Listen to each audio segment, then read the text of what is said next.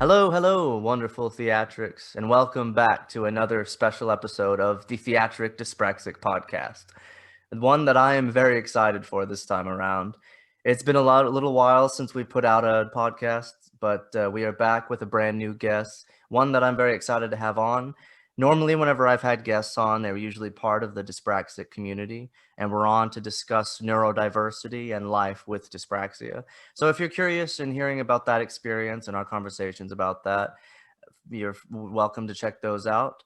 But as I've mentioned before in other podcasts, this show is really for anything, and I'm willing to have anybody on to talk about whatever they want, as long as it's something that we can actually fill up an hour talking about.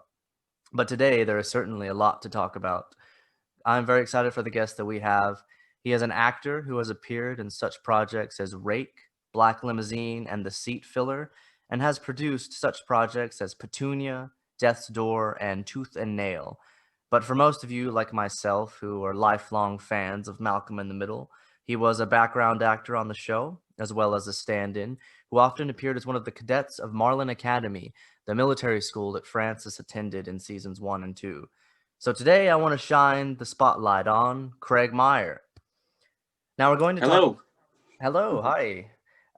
Today we're going to talk about his career and the work he's done, and we're going to hear a lot of stories about his time on Malcolm in the Middle, which I'm very excited to hear as a lifelong fan myself. But first, I just want to talk a little bit about my personal attachment to the series. So Malcolm in the Middle is, of course, one of my all-time favorite TV shows and is probably my favorite sitcom of all time. I was always attracted to the broad humor and the quirky style of the characters, and I always loved the character development from the first season to the last throughout its run. As a child in the early 2000s, I used to come home from school and watch Malcolm reruns every day with my siblings. I think it was on like the WB. They used to air it reruns every day or so, or every weekday. And I would always catch it with my siblings as part of our daily ritual after school. And then, of course, I would watch it on Fox whenever it would air new episodes. So, that's a little bit of childhood nostalgia for you. And personally, I really identified with Malcolm's family, as my family situation was basically an amalgam of Malcolm's family. We were always in the lower strata of middle class life, struggling financially, and we often struggled with our peers at school during our adolescence as well. Um, my parents were very similar to Hal and Lois in some ways. My mom felt like she could be a little strict whenever we were kids, although I came to find out whenever we got older, she was not nearly as strict as we thought and not really as bad as Lois. And my father was always kind of like the playful and childlike dad, the kind of loving, detached kind of father like Hal. And of course, my brothers and I were a lot of ways we were very similar to the boys on Malcolm in the Middle. My brothers and I weren't really troublemakers, but like for instance, my oldest brother Chris was a teenager when I was a kid, so he was always quite rebellious when I was young and would sometimes get into trouble or hash it out with my parents. And our mom would always say not to follow his example, but we always looked up to him anyway. One of my brothers was also a bit of a brainiac, so he was always kind of the know-it-all in the family, kind of like Malcolm. And then my other brother wasn't quite as absent-minded as Reese, but he was a bit more on the physical side of things. He was quite good at strategizing and kind of using himself as a tool. And of course, my twin sister and I were very similar to Dewey in some respects. I was always sort of the pesky, eccentric little brother with an artistic streak who was always picked on by my brothers. So I really identified with Dewey when I was young. Though, of course, whenever I became like a teenager, I was a lot more like Malcolm. And now that I'm an adult, well, I find myself turning into Hal a little bit. So I always kind of looked at Malcolm's family as an extension of my own, in a sense, and many of the gags and stuff, like the cold openings and the situations the family would get themselves into, while they were a bit over the top at times, they were always relatable to me, and as they were to many others. So it was always a real treat getting a glimpse into that mirror growing up. Malcolm in the Middle aired from 2000 to 2006, and I was about 12 whenever it ended, and I can remember very well watching the series finale with a tinge of sadness, watching the end of an era. Of course, Bryan Cranston, who played Hal, went on to appear later on in the role of a lifetime as Walter White in Breaking Bad, which is another one of my all-time favorite shows. But he will always have captured my heart initially as Hal, and if they were ever to have a reunion, you can bet I'd be thrilled to see it. Of course, being such a big fan of a series like I am, it's always fascinating to catch a glimpse into the behind the scenes of the whole production and hearing firsthand accounts of what it was actually like making the show. Because I can only speak on it as a fan, and also because I've always had a lifelong passion for acting and the filmmaking process. It was always my dream as a child to kind of do that kind of stuff. I always love hearing these types of stories and getting a glimpse into that world that sometimes, I kind of envy people who get to be a part of. And so with that, I'm very happy to have my guest, Craig Meier. Will this be a captivating conversation? Yes, no, maybe. I don't know. Can you repeat the question? I think it'll be a dude's paradise. Welcome to my show. Hi, Brandon. Thank you for having me. Very happy to have you on. It's always nice to talk to somebody actually in the industry and who's a part of something that's such a big part of my childhood growing up. So thank you so much for agreeing to do this. Sure. So you were on Malcolm in the Middle from the beginning, I suppose. Can you tell me a little bit about how you got your start in the entertainment industry and how you first got involved with Malcolm, and how long were you on the show for? So my start in the industry, I basically just was a gopher. I just wanted to see what the entertainment industry was, and since I lived in it, Los Angeles, it was very easy to explore. So I knew that getting on set was pretty easy if you do background work. So that's what I did. I signed up at Central Casting like everybody else did, and started working non-union, and eventually my first year I became SAG eligible, so which means as soon as I paid the $1,000 I can go join SAG. Now it's like $4,000 or 5,000, but at the time it was only Oh. $1,000 in 1997. And so joined, and got to work on all kinds of cool shows like Malcolm in the Middle. And the first time I got a call on Malcolm in the Middle, the casting directors left a message, or I can't remember what it was, but they're like, okay, you're booked on Malcolm and Eddie. And I'm like, what's Malcolm and Eddie? Well, at the time, Malcolm and Eddie had just gone off the air. And I was very confused. So I called back or left a message. I can't remember, played phone tag, whatever it was. I found out the casting director, the assistant, had it wrong, which Central Casting was the casting agency for that show. So that either the assistant had it wrong or whatever the information was, it got to me as Malcolm and Eddie. So I was thinking it was Malcolm and Eddie, but then like they brought it back, but no, it was Malcolm in the Middle. So I knew nothing about Malcolm in the Middle, just that I was to show up at CBS Radford in Studio City at their first stage. I think it was stage 21, I think I said.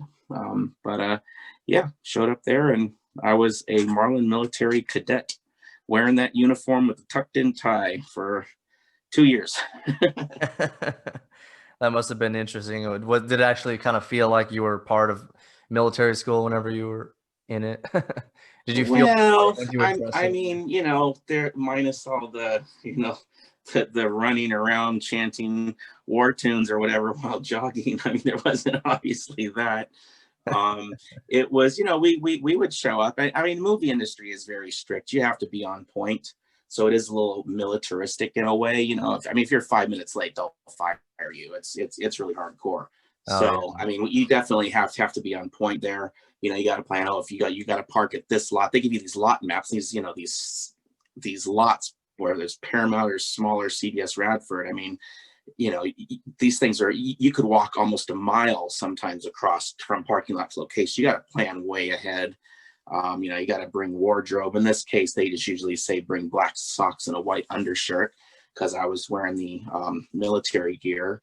And they either throw us in the blue sweatpants and the gray shirt for the inside stuff, or they'd put us in the other more uniformed button-up shirts, when those scenes were there. And they basically, I didn't work the first pilot. In fact, one of my friends, they had to change the opening sequence actually, because they were supposed to pay more residuals to this actor. He was a Latin guy that was coaching the push-ups in the opening credits, which they eventually third season changed it because they don't want to continue to pay him credits. So kind of a douchey thing on a show that when Linwood Boomer's making all this money, and he doesn't want to pay $500 an episode to this guy who has been there since day one. So he was also a military advisor. His name is Jose Espinoza. I'm still friends on Facebook with him today. I'm still friends with a lot of the people from Malcolm today. But anyways, yeah, so I worked about the first or second episode was my first time, not the pilot, and we all became friends. We would show up and we would we'd all get dressed together. We'd all make ourselves comfortable when we weren't working. We had a room that was just a little office room with a couch and sometimes a TV, depending on where they would shuffle us around. And we would sit there until they say, okay, I need you. We're going to come shoot this. Or they'd bring us all, or whatever the case was. They would, we would hang out when we weren't working, making friends, and working, having fun on set when we were. So it was a really cool experience. So fun and militaristic, I guess. So would you say it was maybe like the red dress episode that may have been your first appearance? I don't know if it was episode 1, 2, or 3, but it was within the first. I know there was only a few people that worked an episode or 2 before me. I was pretty much there from the beginning, but it was definitely it was only the Marlin military at the beginning. Eventually I did the stand-in work for Chris because we were the same height, had the same skin tone. That's what we do is we stand in while they're lighting the stuff. But but I was there as a background actor from like the second or third time they used the skull. I don't remember the exact episode number though. Because remember, there were only 10, I think Francis was only in 10 episodes of the whole season. I mean, of the whole, of all those military scenes anyway, or the whole series or something. So there wasn't that many of them, but I was there for 90% of them. Yeah, it seemed like there was a lot of episodes in season 1, at least, where Francis was mainly sort of at home and stuff. Yeah. I don't think it was until like a few episodes in where they actually had a sort of a B plot with that actually was Francis with like Spangler and all the people like that. Yeah. Do you remember sort of your first experience kind of being on set, like maybe what your first day was like? No, I mean, we jump around being background and stand-ins. We jump around to so many different sets. It was definitely a set that we didn't know, so we had to learn our way around. Where wardrobe is, where we can hang out, where we dress, where we can't go, or this and that. So the first day is just find our way around. But again, I'd been doing background work at this point for about 2 years. So when I got there, I had a few friends that this casting director, JJ from Central Casting, he's actually probably the most famous casting director at Central Casting, did that show. And he liked to use the same people. So we did, whether he was booking a commercial, booking another TV show, we did JJ's jobs. So Malcolm was JJ's job. And JJ short for Jimmy Jew, I think, but we just called him JJ. It's been so long. I'm bringing up all these memories. So it was, there was people that I knew. I met new people there. I mean, nothing really particularly the first time, besides that was probably the first time I've ever tucked my tie into a shirt. I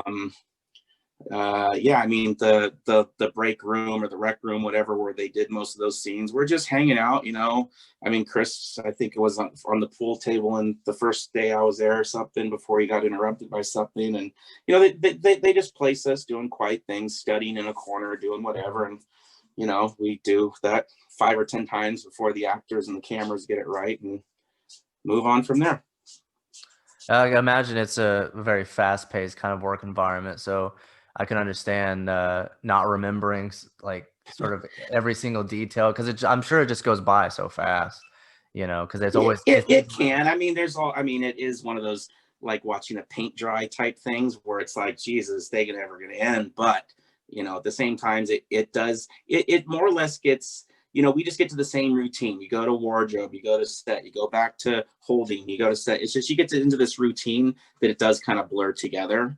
So you're not really privy to what's going on set. I mean, of course, they'll say, okay, when he says this line, you're going to cross the doorway, because that's when the camera's going to be over there. So they want to have the scene active, behind the actor in that time, so across the hallway. So it's like, I mean, the most we know of the script is just what we need to know for that day. So it's not like, oh, okay, we're on this episode, this is fun. We don't know all that stuff. So that's why it's kind of hard to differentiate day to day on the Oh show, yeah. if that makes sense. Yeah, it's like being part of any kind of workplace. If it's sort of a lot of similar stuff, kind of day in and day out, then they do kind of blur together. You might remember certain specific things, but I totally understand that. And I obviously I've never been a part of something quite as grand scale as like a TV show, but I was an extra on a couple of student films before. So I kind of know, I kind of get the sense of what it was like kind of being directed as like an extra, kind of like, okay, you're gonna walk here and you have like very specific actions that you take for Yeah. like certain scenes and Yeah. shots and Count stuff. to 20 and then walk back. Yeah. And you have to make it look natural, you know? It's like, okay, Yeah. this is my objective, but your character in the scene is just kind of like doing what isn't just natural. Yeah. um, so what was sort of like the general atmosphere? I mean, I guess was it kind of loose? You said that you've made friends with some of the people. Who are some of the people that were in scenes with you as like maybe other fellow cadets that you befriended and would hang out with on downtime? And did you ever interact much with like the main cast or the actors? I know that Christopher Masterson, who played Francis, obviously was there, but probably not all the time, you know. But what was that sort of like for you? Um, well, I mean, you're kind I can't remember the first part of your question. You were saying, well, do the first part of your question again. What was that? Oh, just sort of the general atmosphere, like whether. Oh, the atmosphere. Okay. Oh, okay. I'll take it from there. Yeah. So, I mean, Malcolm, the reason, I mean, one, whenever you go to a show, you don't know if they're going to be good crew, bad crew. So coming in there my first time, it was just a day of work. I didn't know if it was going to continue. Obviously had to do a good job. The casting director liked me, that booked me on the show. So he would call me back if I would need to. I mean, you kind of have to, there's work is very scarce. There's, 30,000 extras and 1,000 jobs every day, So it's like the odds are just insane to get work. So showing up, you gotta just make the best of it, whether it's horrible or whatever. Even if it was a horrible crew, I would have, still done my work and Oh yeah, a done the job's a best I job. could be. Yeah. So, but I got lucky. The wardrobe ladies, what was the Asian lady's name? Janet something. You can look her up on IMDb. She was Janice or Janet. Gosh, it's been so long. She was very sweet. I ran into her on some other projects too, but she was always laughing and so kind. And Matt Marshall, he was the one of the assistant directors, the ones that kind of pick us up out of background and or out of holding and say, hey, okay, guys, come here. And he comes to set and he gives us our direction. Okay, you guys walk here, you guys work here. And remember, he's got to give 12 people things to do and remember what they're doing, because if they do it wrong, the continuity is wrong. So I Right. mean, these people are way on point. So we got lucky to work with a very, very good crew. I mean, it's very rare that you remember the assistant directors and crew, but to remember Matt Marshall. I actually went to his retirement party in Sherman Oaks. He moved out of state. So assistant directors, they basically retire like actors. They live off of their residuals. So yeah, so he's doing good. But yeah, I mean, yeah, the people that really stood out, I mean, Linwood Boomer, who Malcolm's show was kind of modeled off of, or is modeled off of. He was, not always the friendliest, but he wasn't unfriendly. He was just, there for business. He'd show up in his big silver Lexus, Hmm. and he would come in and, sit behind camera, watch what's going on. But, he's not directing the thing, so he may wander around and do things. We had different directors from week to week. Ken Kwoppas was another very, very good I heard of him. director that we all loved. He kind of looked like a Steve Buscemi, kind of a funny little quirky Polish guy. Well, he was Polish.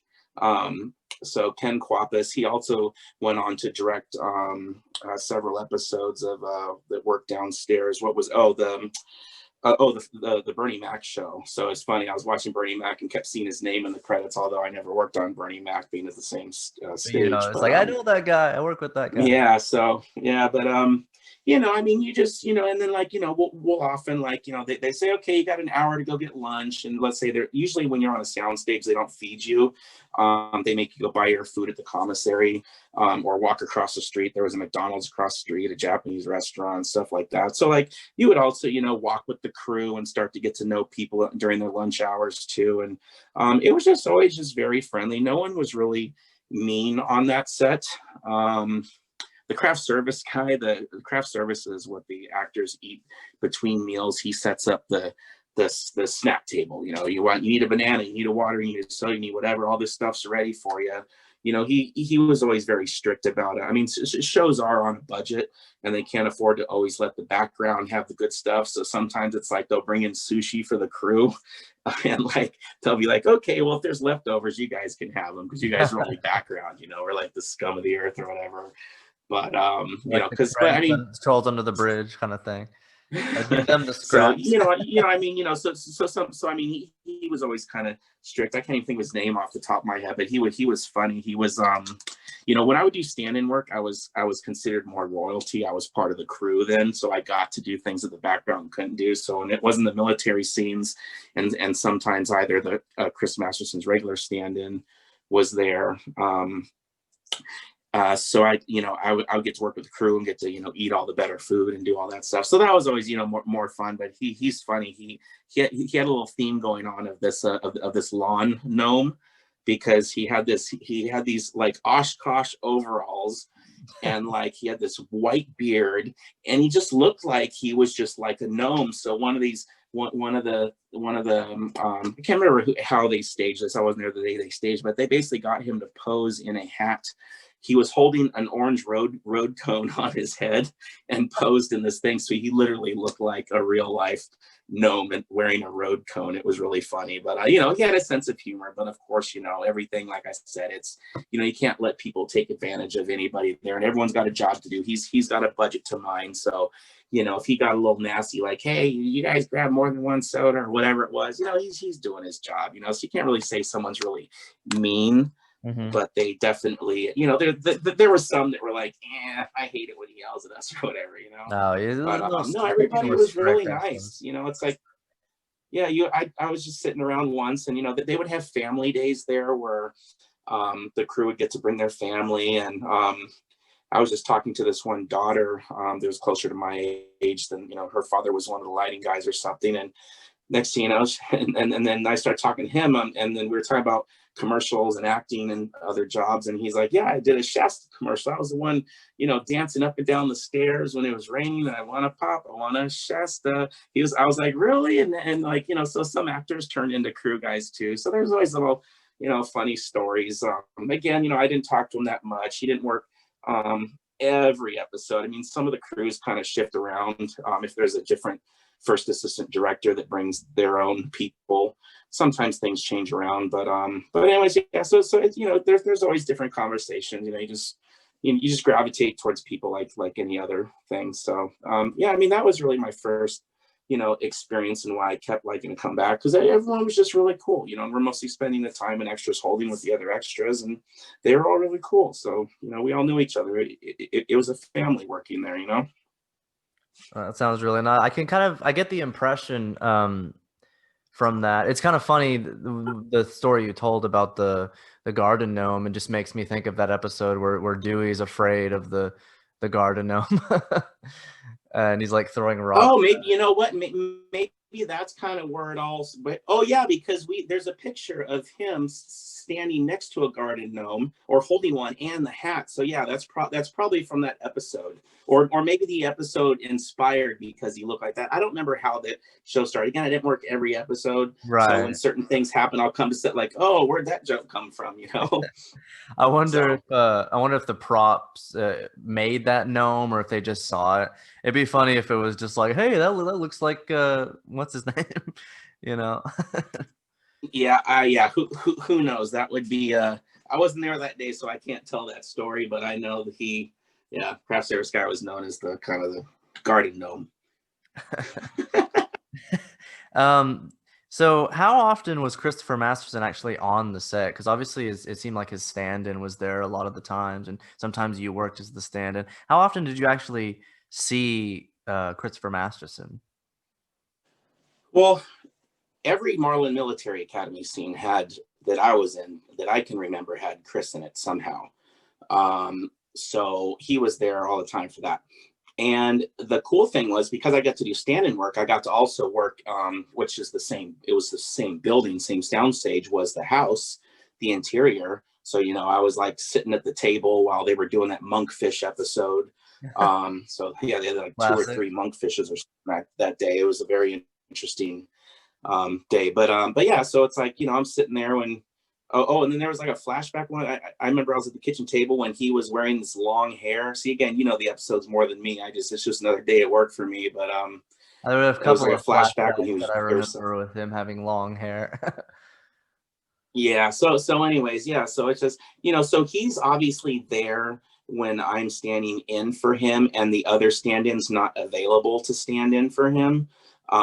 So because sometimes Chris may have a thing where it's like he has friends or something, like in a scene. He had those two thug guys, which I think one of them passed away or something in real life. But those other guys, like the toenail clippings, I was there for that. Oh, like So it's like I don't remember Richie, yeah. if yeah, and they flew like yeah, it was when the toenail flies and like hits him in the eye or something. Yeah, I was there that day. But yeah, it's just like Did he get hit, did sometimes he? there's just extra actors, so they call me in, or I can't remember if his regular stand-in. His name is Josh Ryan. He's actually one of my Facebook friends still. So Josh Ryan, who moved on to, like, actors move on to crew. Well, sometimes actors move on to crew to let, or what's he doing? He's doing location now for shows, location scouting and stuff. But anyways, so yeah, for whatever reason, if Josh Ryan was available or they just needed someone extra, that I would be there. So but usually the other guy would do something, one of the other like day player actors, and I would just jump over to Chris for some reason. So whatever the case was, when I was doing standing work, it was always for Chris, and he was there every time I was working, obviously. So because you would have to talk to them and tell them, okay, so you're gonna move here, then you're gonna sit here, but you gotta crouch down because of this, blah. You kind of direct them through, because all they have is their lines in their head. They've seen the rehearsal, they've read the scene, they know what they got to do, but you got to kind of be almost like a fourth director and be like, hey, so just so you know, this is your movement, and Yeah, then this you is basically my leave and let mark. them do their work. Yeah. So yeah, but yeah, no, he was there almost every. I think almost every. I think he was there every day I was there. Oh, okay. Did you get to interact with him or any of the other main cast very much? I mean, Chris and I. So remember he went off to do Scary Movie, and I believe Malcolm was still shooting at the time, or maybe it was towards the end of the second year. I can't remember, but of course, because I was known for standing in for Chris, they called me to stand in for him on Scary Movie. So being that we had, and again, he's not always in his trailer. He's not a douchebag. He's not like not going to talk to you, So it's like, he was just sitting on the steps, and I just sit on the steps next to him, just be like, hey, what's up, man? How's life? This and that. What car you got now? You just talk to him like anybody else. But that was the day we actually exchanged numbers. I didn't know that he had lived close to me. I was living in the San Fernando Valley. He lived in Agora, which was pretty close. That's when he was living with Laura Prepon. And yeah, so we exchanged numbers. I actually called him up, I think that weekend or something. And Laura picks up the phone. I was like, hey, is Chris there? She's like, baby. So yeah, so and then he comes, oh, just playing video games. So that's what he was doing at home. He was just being Just a being chill a kind of boyfriend, guy. playing video games, ignoring his girlfriend. I don't know. He probably didn't ignore her, but yeah. So that's I mean there that was actually the only time I ever called him. I mean, he just didn't seem like he just really hung out or did anything. He when guys get girlfriends and stuff, they get really busy. They're tied down. So I was just like, I don't want to bother him too Oh, yeah. much. But we're we'd see each other and said, hey, how's it going? What's up? Yeah, we're Talk cool with about each other. cars. he had this cool, that was when Audi had the Audi TT in 2001 that had like the baseball stitching in it. So he loved that car. Everyone loved that car. Linwood Boomer sees him pull up when he bought it brand new, because he bought it like, halfway through the first season, or maybe it was the first half of the second season. I can't remember what it was, but anyways, he's like, oh, I guess I'm paying you too much, huh, Chris? So Linwood was like, seeing, oh, these actors are starting to spend their money. I see. So yeah, like he didn't splurge on his Little House on the Prairie money back in the day. Yeah, exactly. Did you get to interact with any of the other cast very much, or did you see them sort of like in passing on the set?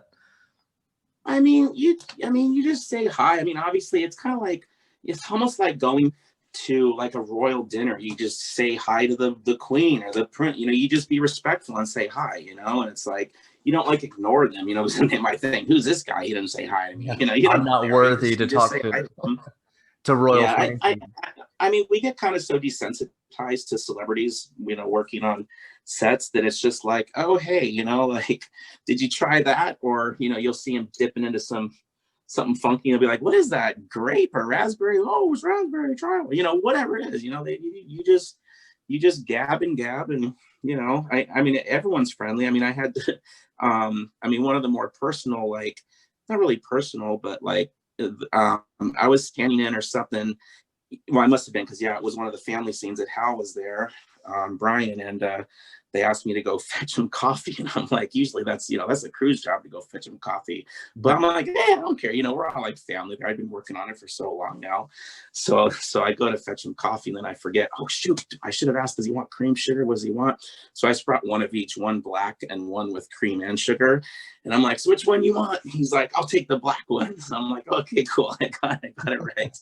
So, I mean, it's little interactions like that. I mean, it's kind of cool when you think back on it. But at the time, it's just, you're just grabbing a person a drink, or, just being respectful to, who they are. And that's it. But, I mean, Jane Kasmerick was very, very friendly. She was always one to talk to you first. Say, oh, hey, how's it going? You guys done with the military stuff? Cool. Oh, you're standing in again today. She would always just be super nice. Oh. I became Justin. I didn't really talk to Justin as much as I talked to Justin's best friend / personal assistant, and I'm blanking on his name right now. But anyways, he had this assistant friend that used to come to set with him, and we would talk, because we'd be sitting off to the side, while the actors were working, and when they weren't working, we were going to work, so it's like our downtime was the same. So I was just always shooting the gab, whatever, with him. And I ran into Reese, or I ran into Justin once. Well, not really ran into him, because I didn't pull over, but I'm driving down Ventura Boulevard by the Ferrari dealership. There was a Ferrari Porsche dealership, Ogner, that was on Ventura and DeSoto near there.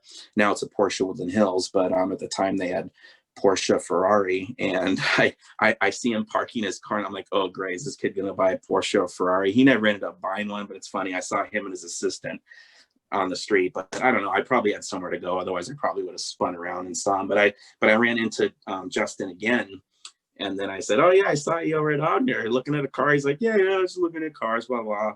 I think I eventually exchanged numbers with him too, but I had no reason to call him, so I never called him. But at the time I was starting to do producing, I think I said, oh, if I got to find any projects, I'll hit you up. And he gave me his business home numbers. Something. Cell phones weren't big. Facebook wasn't big. I don't even think really MySpace was at the time. So it was just like, it was like home phone numbers and cell phones. That was it. Yeah. You still had pages at that time, it seemed. I was going to ask something. I totally forgot what I was going to. Oh, well, it seems like Justin Burfield kind of got into producing himself. Like after Malcolm ended, he kind of retired from acting and was doing his own kind of producing, it seems.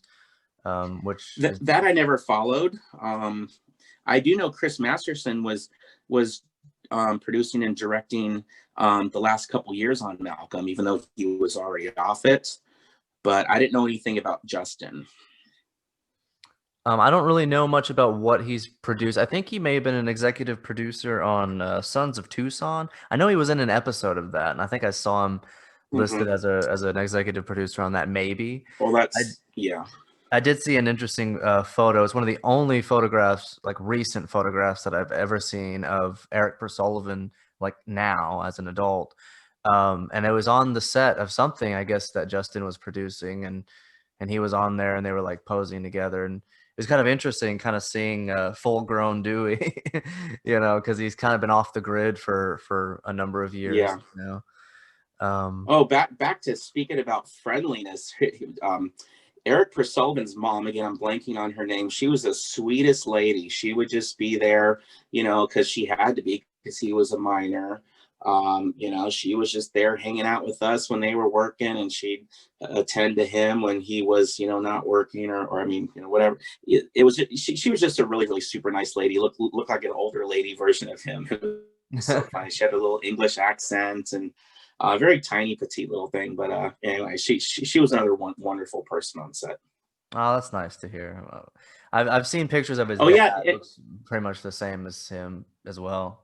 yeah. I can't even remember. I don't even remember his dad ever going to set. That's interesting. Come to think of it, but it was funny. So with Eric, the whole show, nobody had really done anything prominent before, but Cider House Rules just came out within the last year or two or something around then. So all of a sudden we were going to say like, oh, that's the little kid in the bubble in Cider House Rules, So like I remember like seeing him like, oh, it's like you almost wanted to cry because his character was so, was sad in the movie and you felt Oh. bad for him. And here I'm seeing little Eric there. And it's like, so that was kind of like my first impression of Eric was remembering him in Cider House Rules. And I almost got a tear just seeing him alive. He stepped up a little bit after that when he when he was not no longer the kid in the plastic bubble. Now he was the kid who was drawing drawing his chicken pox with a Sharpie, pretty much. Yeah, yeah, yeah. Um, it's interesting from a fan's perspective because obviously your memories of the show are probably primarily being on it and sort of being on the set and everything. And for people like me, obviously, that we grew up on watching the show, it's really whenever you see the show, you just see the characters and you see the set and everything. You don't really think about how much work goes into it and just how many people are involved with it, with the production of it. And I've always been very impressed with the production. Some of the things that I've seen, some of there's like props that they've done, sequences that had sort of like the big hamster ball. That I remember the episode where Dewey has a fantasy about being inside of a giant hamster ball and sort of like running over Reese and Malcolm and stuff. And I always think like, where did they get that? Or the Legos like Utopia, or one of my favorite sequences is the domino sequence. I forget which episode that was in. I was there that day. I got to see those dominoes. That's right. I almost forgot about that. I could not believe the setup for that. That was just incredible. Do you know how many takes that took? Was there a bunch of cameras set up, or did they like do part of it, shoot You know it? what? I can hardly remember. I must have either been just on my way out, or maybe I was there for a wardrobe fitting, because for some reason I don't have so much memory of that. I just remember that I was there and they had that whole thing through the living room and the kitchen. I think even the kitchen it went through as well too. I just remember seeing it and I was like, wow. And I do remember kind of asking about it. And they did have sections. What they do is, I think that's what any professional does. It does these things on YouTube. They don't they'll go like, let's say like a five, let's say there's like a 30-second sequence that's not a huge, they'll basically put little roadblocks in them. So they wouldn't put in the final pieces until they're ready to do it. And they did that all. I think I was there for, that's, see, it's all coming back to me now. I was there for the come down, and that was all in one take. And I think they only did maybe like, they may have changed one of the angles. Yeah, I think they even used a crane. Gosh, it's all coming back to me now. because they had to, it's almost impossible to walk around this stuff. So they had a crane, they had it following. They I think they did a few close-ups of some just certain sequences, but for the most part, yeah, that entire thing went down in one take. Like I said, then they would just like do like, okay, let's just do the last crash there, or the start off of this, or they did a few little white by shots. But yeah, that was all one thing. It was pretty crazy. I would have loved to have been able to see that. I wonder how long it took just to set it up, and then it was already set up when I showed up, so I don't remember. I just know right. It was closed set. Do not hot. They call it hot set. Hot set. They have they have the yellow tape up just like a crime scene. It says hot set. You do not go in there. Yeah, that means everything is set for continuity. Yeah. Because you know. Oh, sorry. Go ahead. No, I was just saying because a lot of the times, the crew would go and like they would always try to be like, oh, let's see who gets the couch first, or they'd have the regular spot. So like during lunch, it's so funny. You walk around and like sometimes the crew will be like playing guitar or something like that, but sometimes it's just like quiet as can be, and you walk in the sets and you just see like there's like one guy laying on the bed, one guy laying on Malcolm's bed, one guy on the couch. I mean, it's funny, just people just like find any time to just take a nap during their lunch break. Sometimes they'll just skip lunch altogether just to get a quick nap in. So that was another kind of a funny thing. So they would have to put up, let's say, well, they're gonna go right after lunch, nothing can be disturbed or take a chance of disturbance, and they'd have to tape off the set so the crew doesn't decide to take a nap there. Or sometimes it's like, hey, they're shooting over in the Marlin Military Academy, so then the crew will kind of sneak away over when they're not working, because some of them are, like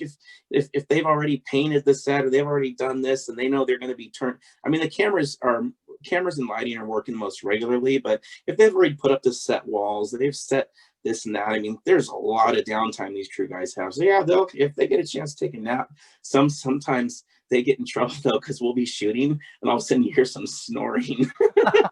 And we're like, oh, we gotta go wake him up. I'd love to see that. Was always that was always the scary thing, is like, you risk not waking up. Yeah. or you get woken up by someone because you're snoring. Yeah. Yeah, so many people just involved working on that. Another thing too that I know that this is sort of outside your realm of what you, although I'm sure you were there for a lot of, at least witnessing a lot of how the process and how the bits were kind of, how the cogs kind of moved. But the set work, I was always impressed by. I remember whenever I learned that the backyard was not actually a backyard, it was actually like part of the set. And you look at it and you just think, wow, like the sound stage that y'all were in must have been huge, because not only did you fit the whole house and the backyard, but you also had all of Marlin Academy, and there's a few sets for that, like the rec room and and Francis's room, and I think there were a couple of other maybe, like Spangler's office and stuff. So it must have been a really big set and stuff. Yeah, and you know what? And every season, they'll basically break it down. They break almost the whole thing down, and they'll rent it out. I don't remember if they broke down Malcolm, but it's weird. Like they'll basically just break it down to almost nothing. They have to rebuild it, when they come back for the next season. Oh yeah. So sometimes things are so things are rearranged. Like all of a sudden, so military it's like, and you get all turned around. It's like I remember walking in there, I'm like, wait, was the military academy here? You try to look at like the ceiling to try to like get your GPS in your mind right, like where you were. But yeah, it gets really confusing when they rearrange everything on. You're like, wait, where's this now? Where's this now? Where was this? How did they fit this in here? Like, but as far as the size, I mean, I mean, things are, I mean, the house was real. I mean, it's not like they made the living room extra big or the kitchen extra big. It was just a normal size, you know, thing. They just had like removable walls to get cameras in. Sometimes they take the whole wall out, or sometimes they would just move. There was that little bar thing with the ivy plants or something that was in between the kitchen and the thing. That whole thing would just, you know, roll out. So I'm sure in some episodes you'll see, oh, there's a little bigger of a crack than there was before between the wall seam, and maybe it wasn't pushed all the way. But a lot of times they hide the seams. They just basically put masking tape in the corner, paint over the masking tape, and then it looks like the wall is sealed. And all they have to do is peel the tape off when they take the wall off. So it's constant just sealing and resealing these walls, roll them in place, put masking tape on them. But, you know, it's just like when you go to, you know, I don't know if I'm sure a lot of people when they visit California, they go to the Price is Right. And you go in, you're like, wow, it looks so much bigger on TV. I remember going to the Jeopardy studio years ago, and I was like, gosh, it looks like it's like the size of a classroom yet on TV. You know, everything just looks so big. So I mean, it's the sound stages aren't massive. They are massive, yes, but they just use their space so well. And Malcolm moved to a bigger stage that had the production offices next door on the other side of the lot, because they used to have like just trailers and trailers parked outside because they didn't have the room. So then they got rid of half of the trailers because there were rooms for people versus trailers for people. Right.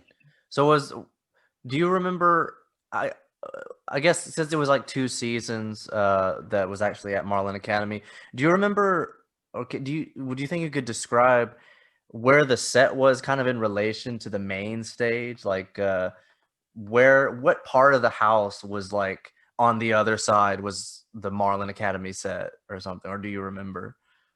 Um, I don't, I mean, everything is just, I mean, it's, you know, you look out the window, it may look like daylight, but all there is on the other side is just is a huge drop screen, something with lights behind it or lights in front of it, depending on what they're lighting.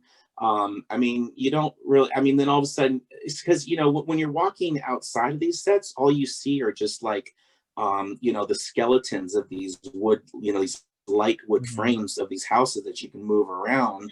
So it's like you kind of like walk out and you're like, is that Dewey's room or is that the living room? It's like, I mean, sometimes you just get kind of disoriented when you're walking around outside, because it's not until you step inside that, you know, that's where all the magic is and where the illusion is, you know. So Yeah. you get even tripped out being outside of it. You know, eventually you just kind of learn your way around. Oh, here's the other thing too. There's so many cables and so many hazards everywhere. You have to always be looking on the floor, looking around. So you're not really looking at the set because you could poke your eye out, you could Good trip trip on on something. something. So you know, I never really thought about that, but now that you mentioned it, that's probably why I don't really like don't remember where, like that's why I said when they rearrange furniture, like, wait, how did that fit here? Or was that here? Was it there? You kind of forget, you know, because when you're there, you can almost close your eyes and walk to where you need to go.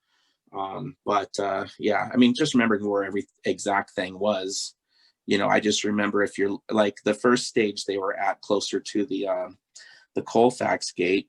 When you walk in the main door, pretty much the academy was pretty much right when you pass craft service right when you walk in, and you go right over into the military hallway, and the house was somewhere in the further left back corner of that. So I mean, beyond that, I mean, I don't remember, you know, exactly where stuff was, you know. Right.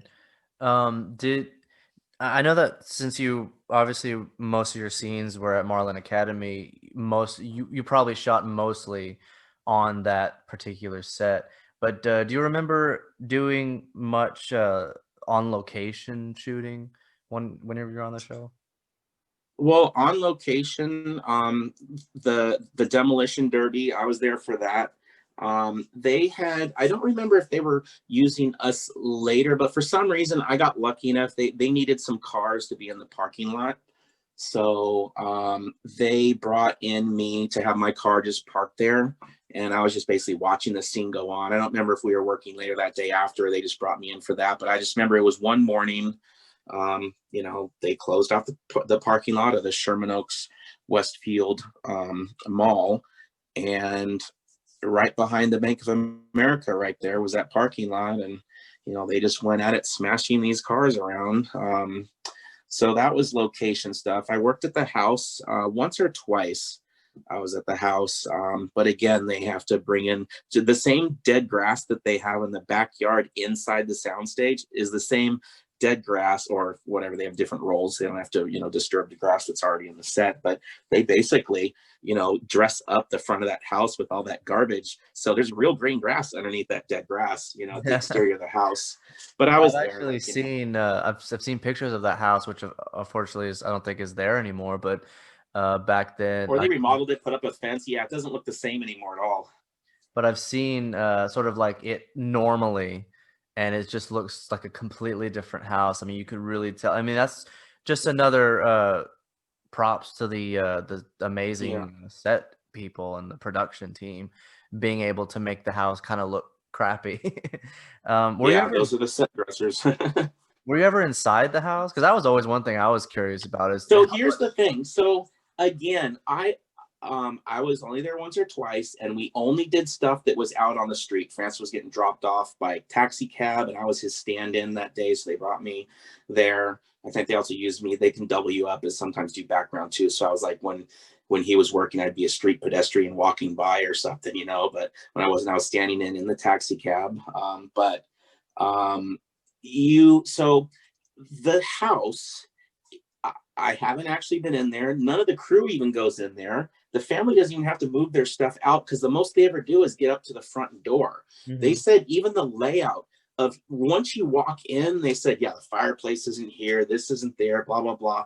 It is such an illusion. They completely did a totally different thing that if you walked into that house, you would never know you were in the real Malcolm house because it is. I've heard it was nothing like it. I didn't even peek in. It was just the door was closed. The owners might have been there that day. I don't remember what it was, but it was just they just said, yeah, you wouldn't even recognize it if you go in there. I'm like, really? Because usually they try to make it pretty close. I would imagine Right. on Breaking Bad. I mean, that show I've seen, 6 times over and over again. I just have it playing in the background while I'm just cleaning house or Oh whatever. But yeah, me so too. I can tell when they go in and out of that house, you can tell that that layout is the same, Basically an like exact but they replica. didn't do they didn't do the same transitions in the shots. They what the industry calls it cheating. They said we'll cheat it, or whatever in the editing. That's what they do is they create a whole as soon as looking one way, they're not inside the living room looking out the door. They're just, they're at the door already. So you only see the outside or you only see the inside. There's not really that walkthrough like they did in Breaking Bad. So yeah, it was very different. I heard, but I've never actually seen inside the house. I remember seeing one episode where that fence that was kind of led to the driveway, at least on like the set. I remember seeing an episode where that was open and there was actually at the house, and you could see inside the fence, but there was no driveway. It was like a little like walkway and stuff, and you couldn't really see past that. But I just remember looking at that and just being like, "Oh, there's no driveway. It's completely different." Um, Yeah, that's what I heard was, yeah, I was trying to compare differences when I was there, but not like I had like my tablet like we have now to just compare a picture and look at it live. It's like I didn't really have anything to reference, but yeah, I remember the driveway was very different too. Either the garage is set back further or it's some or it's the width or something. Something was very different of the driveway and the garage or something like that. I do remember that. I'm just glad that people don't throw pizzas on their roof. Um, but what about some of the other locations? Did you ever work on, say, like where they shot Lucky Aid or maybe the school sequences? I always wondered where they shot those. So the school was actually on the CBS Radford lot. It was actually that's I think another reason why they chose to move the location of their sound stages over to the other side of the lot across the river was because it was a way shorter walk, which right now it's a parking lot, so you won't even be able to even air shot what it used to like unless you go to those. I think on Google Earth you can do time lapse. You can go, okay, this was a shot in 1999. If you can find one around then you'll see it. You'll probably be able to see where it was, but it was just basically the furthest back corner. Those were actually real structure buildings, offices that they just made look like the school. So those are really what those little hallways and the blue posts. And you know, I only ever worked over there once or twice, but yeah, I have been back there. And like, it's funny because I never thought to think, I just always assumed they shot it at a school. I mean, of I course always there's like an thought that too. That's exterior, what I read. yeah, but the actual schoolyard with where the handball courts, the tetherball. I remember that was just all stuff they brought in. The planners that they would sit around, that was just natural planners that were there naturally for whatever that used to be a long time ago. Production bungalows, whatever they were, they turned that into the school, including I think the crow. I remember working with. It's funny, you know, the what's his name, the black kid in the wheelchair. His real name is Stevie, Craig. His real Stevie. Yeah. Red Oh yeah, War yeah. He had the trailer. breath thing. So he, I remember he was working a day that I was down there. I think I was maybe standing in for a teacher that day or something. But that's the first time I got to work inside of a classroom. It was one of the days he was there. Him and I'm sure Malcolm was there too. Whoever. Oh yeah, obviously they're all Crow boys. Um, but yeah, that was the only time I worked in interior school, but I've never actually worked at the front of the school, which again, I don't watch this show. I've only seen maybe 20 episodes, mostly my episodes, but yeah, I don't remember where they shot the front of school. I'm sure you can look it up online. All you have to do is type in Malcolm's in the middle school location, and they'll you can find it online. But yeah, I haven't worked there. Um, I've worked, actually, no. Okay. I was standing in, there was a day. I remember the scene was one of the kids, or Reese, was in like a soccer bag being dragged around a park or something. So I was there that day. So and I think that's the same park. Apparently it's the park where they shoot everything at. So that's also in Sherman Oaks, right next to the Sherman Oaks Mall on Hazeltine and what is it, Magnolia, something like that, or Riverside Drive. It's a park kind of tucked away in the neighborhood. But anyways, that park is where I think they also did the speed walking. But it seemed like every time I watched Malcolm and they were on some sort of like soccer field or on a track or at a park, that was the park they shot. And I was only with them there physically once. That was probably in 2005, one of their last years, or 2000. Yeah, it must have been 2005 was last time I was there at the park with them. Wow. Did you get to work with Daniel von Bargen, I believe is his name, who played Commandant Spangler? Did you get to work with him very much? Sadly, he's no longer with us. Well, Um, I mean, obviously, oh yeah, that's right. I did hear he passed. Yeah, yeah, that was crazy.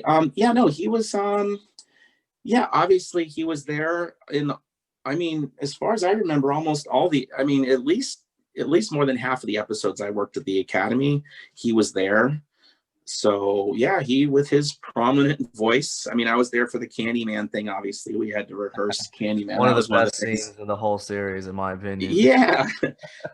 In fact, it was kind of funny. So I'm at the rap party, for not rap party, the the going away party for Matt Marshall, the assistant director that directed all the background and on the show. And so we're in this bar in Sherman Oaks, the and we were talking about Candyman, and all of a sudden we just started singing it, and we sung the whole thing all the way to the end. Like, even though he didn't have to learn the song, he just loved it so much, and we just sat there and started singing Candyman in this bar. I mean, it was during the day. I mean, it wasn't really crowded or anything, but I mean, it was mostly his friends there. But he had brought a lot of his Malcolm memorabilia. You know, they give away little, like, whether it's ashtrays or cigar boxes. And so he was just bringing some of the stuff to show people, oh, look at all the stuff I've collected over the years. But yeah, it was kind of cool seeing Matt Marshall off. But I can't remember what got me sidetracked. Candyman, Candyman, Yeah, who could take a sunrise? I just always, exactly. you Yeah, can we'll even start eat seeing the that. dishes. Yeah, so yeah, he yeah, that, I mean, that was the most memorable with him there, because he's right there in front of us. But yeah, Daniel is he was a cool guy. There's nothing bad to say about him. He talked to us just as much as anybody else, and just as friendly as anybody else. Yeah, just a great guy. He seemed like one of those people that would seem like real menacing on screen, but off screen probably like real kind, gentle kind of person. It's Yeah, sad sort of what happened to him. I know that he had some, some problems yeah, towards the end, and but he was so great on that show, and just shout out to him because what an actor, and of course he was great on Seinfeld as well, as was Brian. So other than the Candyman sequence, what other scenes and episodes kind of stick out in your mind that were real memorable for you? Again, I don't know if I was there for wardrobe fitting or we were done with our stuff and they did the move over to the house, but when Hal had like 10,000 bees on him and surprisingly like only got stung with one, I heard. But yeah, that was just weird. Like, so You're sorry, you they remember? had they, Do they you know called him where he bee, got stung? huh? Do you know where he got I'm sorry. stung? You said the one place that he got stung. Do you know where that was? Oh, I don't remember where he got stung, In but his book, he said I it just was in remember of his all those testicle. bees. Because so what they do is I've worked with tons of things where they bring flies on set or bees or things. They keep them cold, which keeps them calm. So they're basically able to just basically they're almost like drunk bees that are just like or they're like almost in half hibernation mode where you can just basically you put them on something and they're just happy to grab onto clothing and just go back to sleep. So it's a very, very safe process, which is probably why Brian did not mind volunteering. But I just remember being like, oh my gosh, what are these bees here for? Oh, they're going to put them all over him. I was like, are you serious? Like, I got it. I don't remember if I got to even stick around and see that, but I just remember seeing these white styrofoam containers full of bees and how they were going to do this scene with him. And then when I saw it on TV, I was like, oh my God, that is insane. I walked on set and he was painted blue one day, and I'm like, what the heck is going on there? So you all the fans know that story. Of course I didn't. I'm just walking like, okay, Brian's blue today. Just another day in the life of Bryan Cranston. Oh, and yeah, in his underwear. Like, I mean, it's so funny because Breaking Bad, the opening scene of him with the underwear, and like, gosh, I'd seen him in his underwear so many times. That Did you familiar know? I side was again. Yeah, again, not to get off Malcolm Middle too much, but just to Brian's personality. Did you hear that he actually did a real life to the crew? He walks out of his dressing room in a supposed fugue state naked and just walks out, and everyone just starts busting up laughing. He actually played his own prank, kind of whatever, his character on the crew. That was in some interview. I don't remember where I saw it, but you can look that up. That is a true story. I've He heard many is the stories man. about him walking around naked or just kind of playing pranks. He has just no shame, no modesty. He's just completely comfortable with his body. You got to applaud that. It's so funny because I Yes. remember watching the first episode of Breaking Bad and just the opening scene, he's in his underwear and just being like, ah, here It's we uncomfortable to watch. good You're like, times, I don't good want to good. see you in your tones. Um, Speaking of the bee sequence, I've read Bryan Cranston's book, and he talks about that filming that scene, and he said that Linwood Boomer and the other writers would basically try to find whatever they could, see what Brian won't do, so they would write all these ridiculous things for him to do, and he would always do it. And they had the idea of covering him in bees, and then they basically worked around that. Like they worked the story around having him where he was covered in bees. And he said that he got stung only. They asked him where he got stung, if he got stung. He said yes, and they asked where, and he said in the testicle. No way. Yeah, and they said we can't help you, and he said that I guess whenever they first started, Linwood Boomer told Brian, "I we're not going to make you do anything that I wouldn't do myself." And then whenever they filmed that sequence afterwards, he came up to Brian and said, "Remember when I told you that I wouldn't make you do anything I wouldn't do myself? I wouldn't do this." So that's a funny little story. Oh, nice. Hence for them to film. um, Yeah. what was the? Oh well, go ahead if there's any other memorable moments that you can think of before I move on to the next question. I mean, I almost said Spengler. Speaking of body paint, there was the other one where all of us could. This was like one of this. This was probably the second or third time I worked on Malcolm. Was when the it was the survival weekend, and the knife gets thrown down in the gravel, and so that was shot at the near the houses that are. There's a little like a little backlot house thing that they have fake houses on CBS Radford lot. In fact, they have a duplicate of the Leave It to Beaver house there. It's exactly just like the one at Universal where they have it over at CBS Radford too. Oh wow. Anyways, on that street in the bushes, it behind one of these houses, that's where we shot that outdoor part. The night it was a night scene. So that's where we shot that, but it was just really bizarre. Like here's this I can't remember that gentleman's name that wore he was painted in military fatigue and had like this little leaf over his like crotch area. But Yeah, I remember that. just to see the detail and dedication, like they really, I mean, that show was pretty extreme for its time when you think about it. I mean, that was like, I mean, how there's that big thing of what was that first thing to ever show a toilet on TV, and it was like a big controversial thing. I mean that show just, when I think back at it, did so many things that were just very edgy, and like to have this half naked painted man. I I mean, know basically naked all with the a leaf sex on him. jokes between Hal and Lois. I remember one of the most memorable things that come to my mind is Hal coming into I think it was one of the last episodes, and Hal comes into the house and he immediately starts taking off his clothes and he's like, "Lois, I don't want to alarm you, but there's a naked man in the house." And then Dewey walks out and he's just, I think it was like a dance or something. He's like, "Don't you have a dance to go to?" And he's like, "I'm not in high school." you know. So it's just kind of funny. That show got pretty dark at times, kind of bleak. I mean, the whole, just like Yeah, I was just gonna roll into. Life is I was just Unfair. gonna roll into Paquito Cabeza. Finley, Boombaye, Finley, Boombaye. Mumbai. So that's one of the scenes I come marching out in. I'm still friends to this day with RJ that does that played Finley, that was afraid of the Brothers of the Apocalypse or whatever we called ourselves. And Was he the one hiding in the yeah, that was a fun one. And that Paquito Cabeza, I remember every now and then they would bring the head back out into set. It would be sitting somewhere. It would be in a wardrobe trailer or something. It was just so funny to see it. Every like 6 months, I'll say, I'm like, "Oh, look at, there's Paquito Cabeza just chilling right there." So yeah, so that doll head stayed around the set for a while. Only saw it a few times, but yeah, it was floating around set. But yeah, when you think about how dark that was, I mean, we had the poor RJ, or Finley, was in that closet. We pull him out, and yeah, that was they do the slow motion of the head landing on him. But I remember that.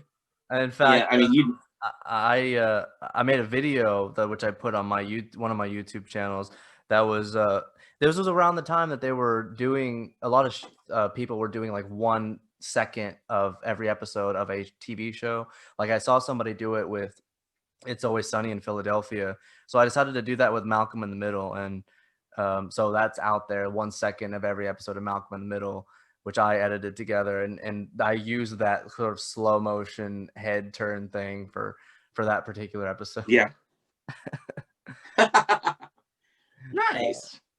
Oh yeah, absolutely. Oh, there's another thing I was gonna think of. Oh, well, and not just like pushing the buttons, but just how much effort they put into certain gags. Like like some of the rapid fire like cutting and stuff. Like they'll have like flashbacks of things. Uh, that I guess referencing certain things, like talking about past anniversaries or birthdays or something, and they're like split second scenes that just like are shown in the episode, and just think Like about how much. Francis with the long hair, when he was with that girl, it was like a flashback to like he won the lottery or was a dream, or he was with an old girlfriend. I don't remember what it was, what that sequence was. Or he had a baby or something on the way, or a baby. But yeah, those little scenes. Yeah, or they're like looking through a photo album, or I remember the one where Lois is yelling at the coat. I was in the Paquito Cabeza episode too, where Francis is talking about, you know, Lois, how nothing scares him because of Lois, and they show all these examples of that. And they're like split second, and it's just like, man, just the amount of work that went into it. Speaking of which, do you remember sort of what the production process was like for each episode? Did they shoot the military stuff like separate?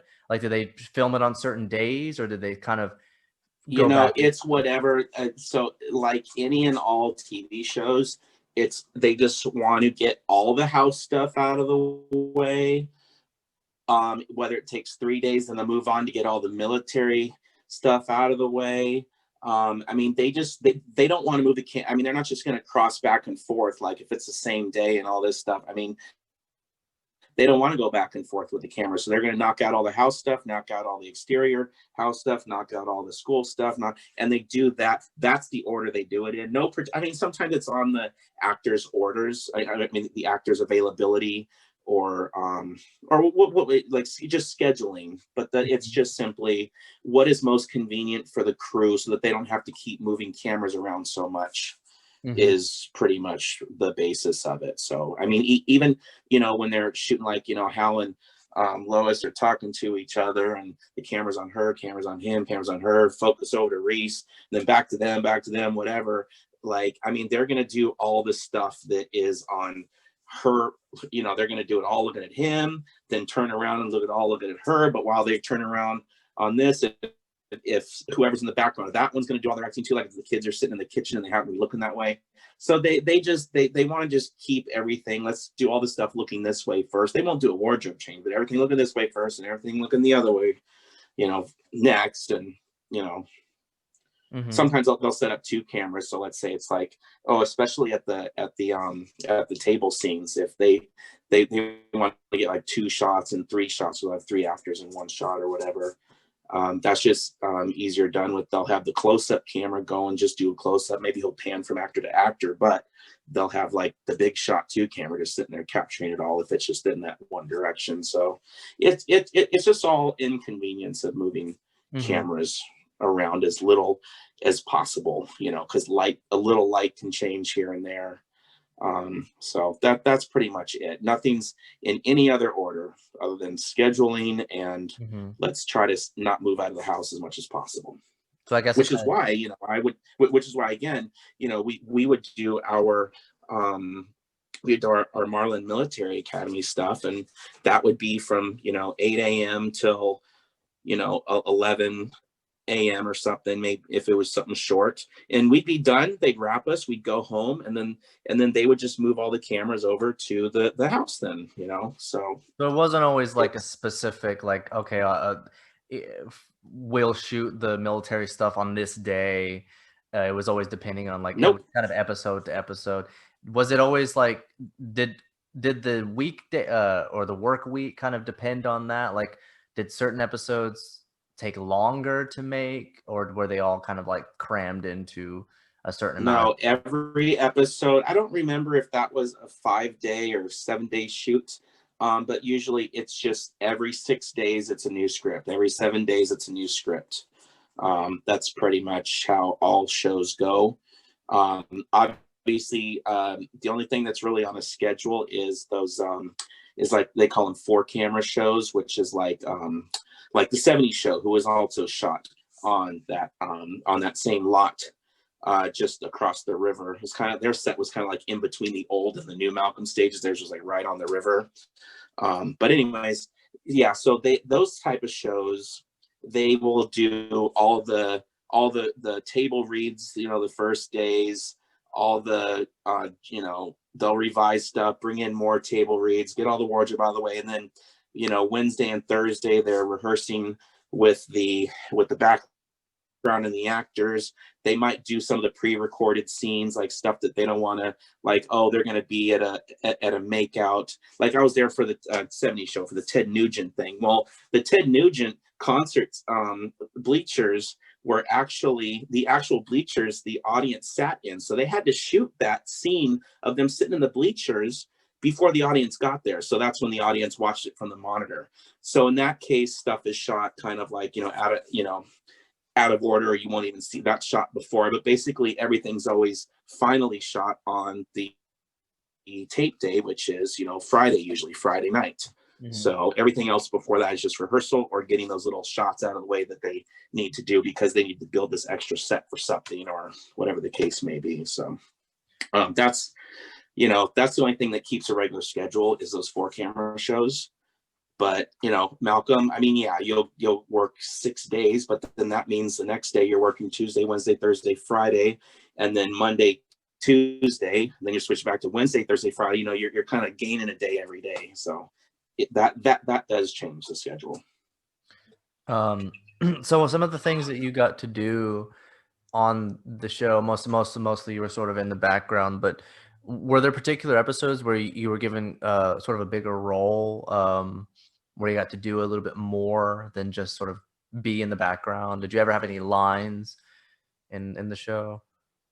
Well, I mean, on Malcolm, the only thing that I get residuals for is the Candyman, because we actually had to. It's a different musician's contract when we get into stuff like that, choreography and singing. And even though we didn't actually sing, that was actually I don't know if you guys even know that. So there was actually a pre-recorded group that we had to learn how to mimic, basically. So we were given a CD and the lyrics, and they said, okay, choose, soprano, alto, tenor, bass, whatever. We all just picked a random thing. I think I chose the lower tenor or bass or something like that. And then we just learned that. But so when it came time to the day, we were actually just kind of singing it just to make it a little easier. But they were playing the soundtrack in the background because later they were just going to dub that exact same soundtrack over into the episode and replace our rehearsal voicing or whatever you want to call it. Those weren't our voices. Those were pre-recorded like weeks before that episode even shot. The singing was already established, and that's what they went with. And it became one of the great moments in television history.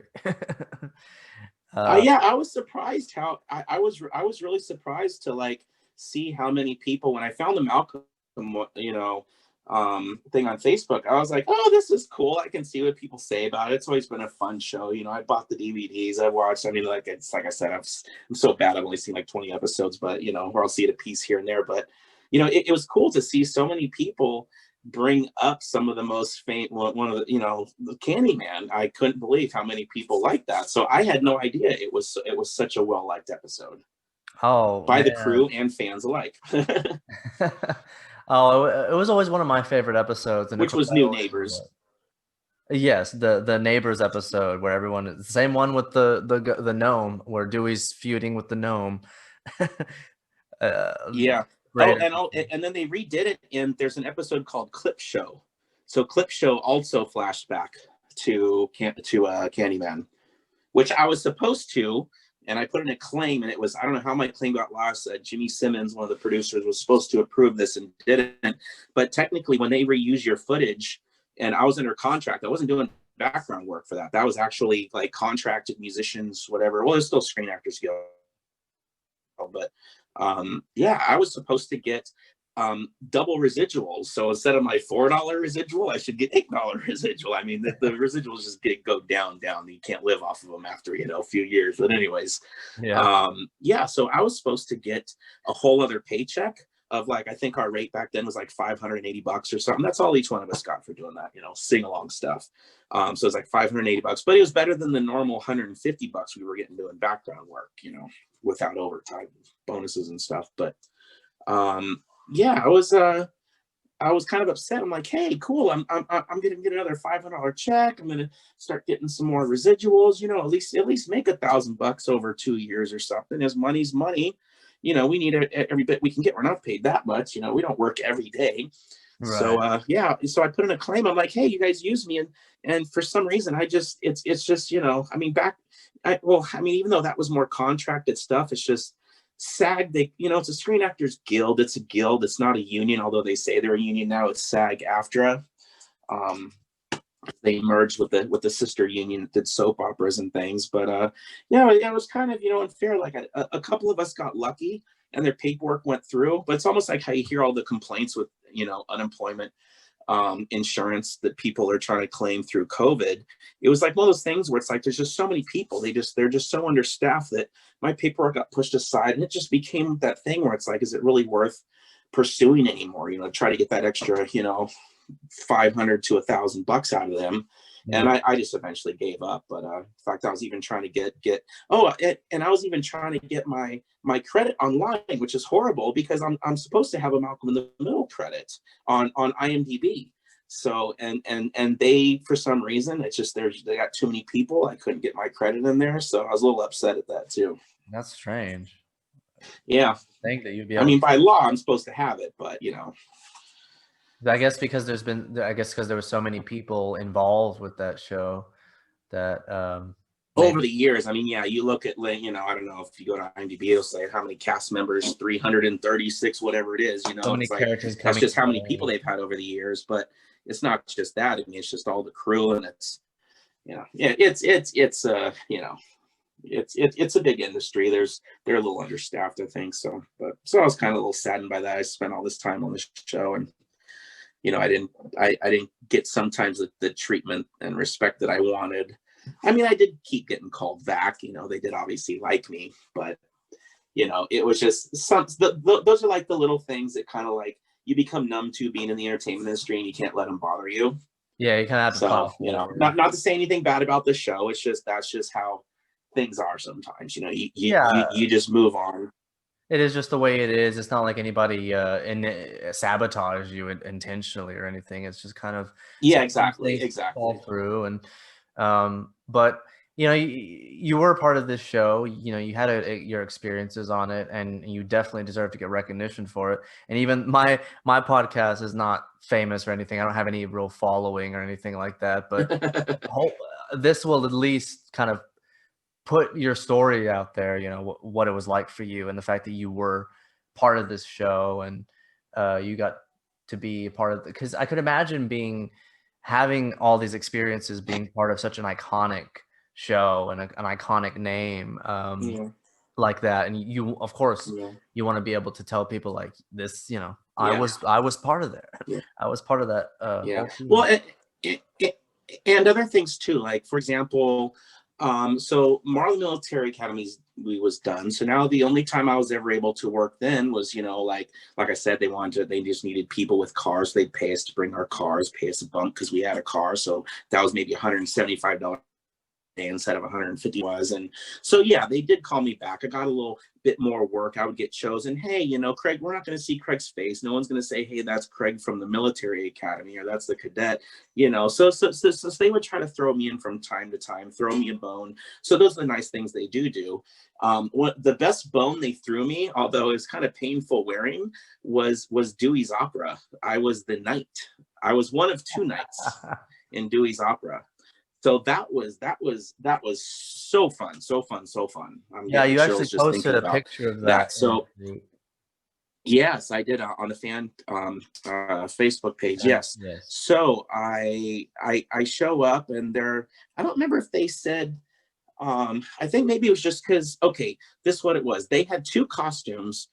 They had two of these night costumes. Now, night costumes, they're metal. It's like, it's not one size fits all, but they do make minor adjustments. So I show up, and they're just like, okay, cool. You're actually perfect for this night costume. So they had to do some minor things like bend some things a certain way so my feet wouldn't rub. But by the end of that thing, I was crying because I was in so much pain, because it did, even though you think, oh, it's not rubbing that much. It's just like you go to the beach, or when you're a kid, and your feet, you look at the bottom and they're bleeding because you don't realize how much you're scuffing them up over a long period of time, and by then it's too late. So even though I was in a lot of pain, it was a lot of fun. I mean, how many as it's like a kid's dream, like to be in one of those night costumes. And I got to do it and had the experience to put it on, and working with the chain mail, and it's like the order things go on. I'm like, wow, how could people have done this back in the day? At like, I'd rather be How do like you quick like fight a in that? ninja than like just like this invincible, you can't hurt me type of thing. I mean, you can't Yeah. move in those things, Imagine being on a but just to be horse, part riding of a that and the horse. choreography of that was really cool. What's that? Just imagine being on a whole riding on a horse, just like jousting, wearing one of those things. I can imagine it'd be that would be Yeah, like, yeah, those guys, yeah, medieval times is one of those things in California that you can go to. I don't know if they have them out there where you can watch, those joustings and eat Cornish game hens and all that. But yeah, it's pretty crazy that that was a functional thing. So just sort of just to wear something like that, that was the coolest thing I probably ever got to do costume wise, and it was on Malcolm in the Middle. So that was another bone they threw me. That was, again, we had rehearsals, not that we had dancing moves or much. I was in the background basically. They just had us posted in that background behind all that. But yeah, it was really cool watching that. In fact, I think we did actually rent another stage for that. It was just so massive. We did do it at another stage. it's such a short sequence But that on the same lot. It's funny, short sequence, but it took forever. I I mean, we saw this thing, we're like, oh my God, this is so cool. Like it just looks, I mean, sometimes you just have to sit there and go, wow. Like the dress or the fountain, I can hardly remember, but yeah, just the whole fountain thing rises or the dress or anyways, yeah, it was just really, really yeah. cool watching this whole thing come together. So, we always had our cameras ready to grab a little picture, you know, of our times there. That was I back would before cell phone cameras. That's why I don't have a lot of, that's why I don't have hundreds of pictures like just, hey, here's me at the craft service table. Here's me eating lobster on set because they were nice to us that day. It's like I don't have all those cool shots of even though, I mean, cameras were very, very like forbidden on set. You can get in trouble. Like back in the day, MySpace and, way back then, like we couldn't even, you couldn't even post all your celebrity pictures because if the casting director saw, what, you're taking pictures with the celebs, you're out of here. It's like it's a very like looked down upon thing. I just always did it with very with a lot of class and waited till they weren't busy and stuff. But so I got a cool little collection of photos, and everyone does it, but it's just you just don't ask, don't tell type of yeah. thing to other people in the industry. But yeah. It seems like just about every episode has a something in it that, man, if I could just see them filming that, like that sequence, I love that sequence so much, the opera, and Yeah. it just like cuts to Jane, and she's wearing this big dress, and it cuts to Yeah. Hal, and he's got these big like poofy pants and pantaloons, and Yeah. they're just like, yeah, it's having a marriage argument, and just they're singing about it. I always wondered if that was actually them singing. But yeah, you could tell how much went into that Yeah. just for a joke, But that's one of the great things about Malcolm in the Middle is that they were willing to put in so much and work so hard just for a gag, That's always impressed Well, me. the running jokes, like I mean, just how the audience was always got a little treat every time they saw the hamster ball. Well, like, I mean, we would sit there and relive things all the times too. Like, for example, going to craft service and seeing the little gnome statue at the craft service table or something, or like, what was the other one we were seeing? Oh, now I can't even think. Or the Cabito Cabeza, we'd see it floating around set someday. Oh, I know what it was. So a lot of us, the first couple seasons, if we could, we would watch, Malcolm on I think it was on at Sundays at the time. I don't remember when it was on, but anyways, we would come to set the next day. Oh, did you see it? Oh yeah. So for some reason, Dewey's boopy, boopy, boopy, boopy, that whole year, there wasn't probably an episode we worked where someone wasn't whistling boopy or saying boopy. So it's like the little things that like that. So that was one of the funny crew things, was that we would just randomly start boopy, Oh boopy, yeah. boopy, boopy. The inside So jokes that yeah, must yeah, have just happened, I could imagine. yeah. So that was another one that we ran with on set, was a boopy boopy. It's always funny because I know I've never done any professional work, unfortunately, but I've done a lot of like plays and stuff. I've done a lot of theater, and every time you're in a show, there's always so much that the audience doesn't see. That's just like between the actors behind, backstage and with the crew, and everybody always has like their sort of in jokes and stuff that reference what they're doing.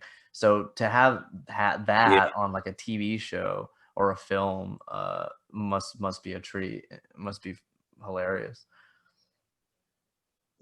Yeah. I mean, we become family there, and just like families, we have our family jokes, inside jokes. Well, our inside jokes are enjoyed by some of the fans as well because they do them too. Do you remember the last was the opera episode the last episode that you were actually in on the show? That's a good question. It's one of my last memories, but I don't recall specifically because we never know if it's going to be our last episode. Hmm. And in fact, it's so weird. I worked on it so regularly, they never got a picture with Jane or Hal, or I mean, I was, scenes with them, including when I was, in the scene where I came out limping because, I got beat up and took the beating for Francis or something. But Oh like, yeah, in that scene, it was cool, that was that. you. So technically that's my picture. That's my picture with Heisenberg because after he got, I mean, as cool as he was on Malcolm in the Middle, Heisenberg just took him to a whole other level. Oh And yeah. so it was, and to a whole other audience too. So now it's just like someone who may have been too old or too young for Malcolm in the Middle. Everyone's watching Breaking Bad, from Everybody's seen whether it. you're Everybody's 80 binged it. or you're 8. It's like people get something wonderful out of that show. And like, so it was just cool. I was like, I never got a picture with Heisenberg, but technically I do. All I have to do is screenshot one of the, either the opera or that scene. I think there was a couple others that, I was there with him in the background, 2 or 3, but so those are my picture memories. It's like sometimes when you work on a show all the time, it's like you kind of feel embarrassed, like, hey, can I get a picture? Like, you don't want to feel like a fan because you're there every day. You get Yeah. to spend years with them. But yeah, that was one of the projects that I got to work. I mean, I probably worked it just as often after the military academy as before. I worked at the cabin, the Alaska thing, with that whole thing, and with a German couple. Oh, the ranch, the grotto. Well, there was the ranch, and then, well, yeah, oh, that's right. That was a little, yeah. There was the ranch, and then there was like, oh, is that? See, I'm It a was bad fan. I saw the Alaska show. and then the ranch. And then That's what it was. That's what it was. Alaska. Yeah, the Alaska was short, and that's right because um, he went there with gosh, now, oh yeah, Cadet Eric, and Eric was his real name. Yeah, that's right. That's when he went with Eric. That's right, up there. That was Alaska. Then he went to the ranch, and that's when he got with again, another sweet girl. I forget her name. No, no. What was her real name? Rory, his wife. you know what? I really don't know. I Chris can't. Mas- I can't for the off the top of my head remember I probably screwed you her up by saying a actress's few name. names. I know that Yeah, yeah. the character was Yeah, Piama. but she was, yeah, she was very very sweet. She was actually, I think she was a lot older too than they made her out to be. She was like in her 30s, but she was playing like a 20-year-old or something. Yeah. Well, she But pulled it off. yeah, it was cool working in the. Yeah, it was funny. They had all these fake pine trees. It was so weird seeing the military academy down, and I go back in there, and there's like this whole wood cabin and forest trees. I'm like, whoa, like what is this? Thanks. No. Things are really Yeah, going fake. Yeah, downhill in fake Washington. snow. And I wonder if it was it actually I don't think it was cold enough to actually feel like it would be snowing. yeah, I don't remember what they it would, yeah, I don't remember what they used as far as snow in when they were like kind of like walking in the cabin door, walking. I just remember there was fake snow on set. I don't remember if it was like styrofoam or whether it was just Hmm. caked, like I don't know if they had it more like shaved styrofoam. I don't remember how it was, but I just remember, yeah, they brought in the fake snow for that. I have worked on some things where they'll shoot in the wintertime so it doesn't melt as quick, and it's night scene. They'll fill these city streets, the back lots at Paramount, and they bring in these snow machines, the same ones that, they bring in for, they'll have like little sledding things in downtown during the holidays for, people to enjoy. Well, those same machines, they bring them in and blow snow up on these sets, and they cake them in, and it gets all wet and messy, and you have to be careful because, we're not used to walking around in snow in LA. So it's like we're sitting there like we're businessmen walking on a street, and we're like falling on our butts because we're not used to walking in shoes that aren't meant for snow. But yeah, there's all kinds of little ways they can trick snow. But yeah, they can do exterior. They will bring in actual ice snow machines that blow the snow, and they can move it wherever they want. They brush it around with push brooms. That's how they move the snow around once it lands. And then but no, on the Malcolm set, they never actually had real snow that they needed to bring in. There was no purpose for it.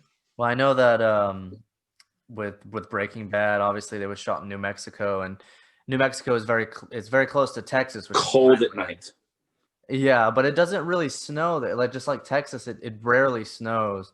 So whenever they shot the New Hampshire sequences, I think they had to use a lot of fake snow to make it look like Hal was in, or not Hal, Walt was in New Hampshire, but they were actually obviously shooting in New Mexico, and they had to basically just put fake snow just everywhere. And that I was never actually sure of. I never looked up on the show. I mean, I've seen a lot of behind the scenes stuff, but not probably as much as you. I just enjoy the show itself. But yeah, I just assumed they did go because my sister went to university in New Mexico, and so she always sent pictures, and I always remember the mountains being snow-capped. So I'm sure they wouldn't have to drive far to get snow if they needed snow. I mean, they were obviously up in the wilderness, the line, if you look out there, it's actually pretty peaceful, or whatever the line was.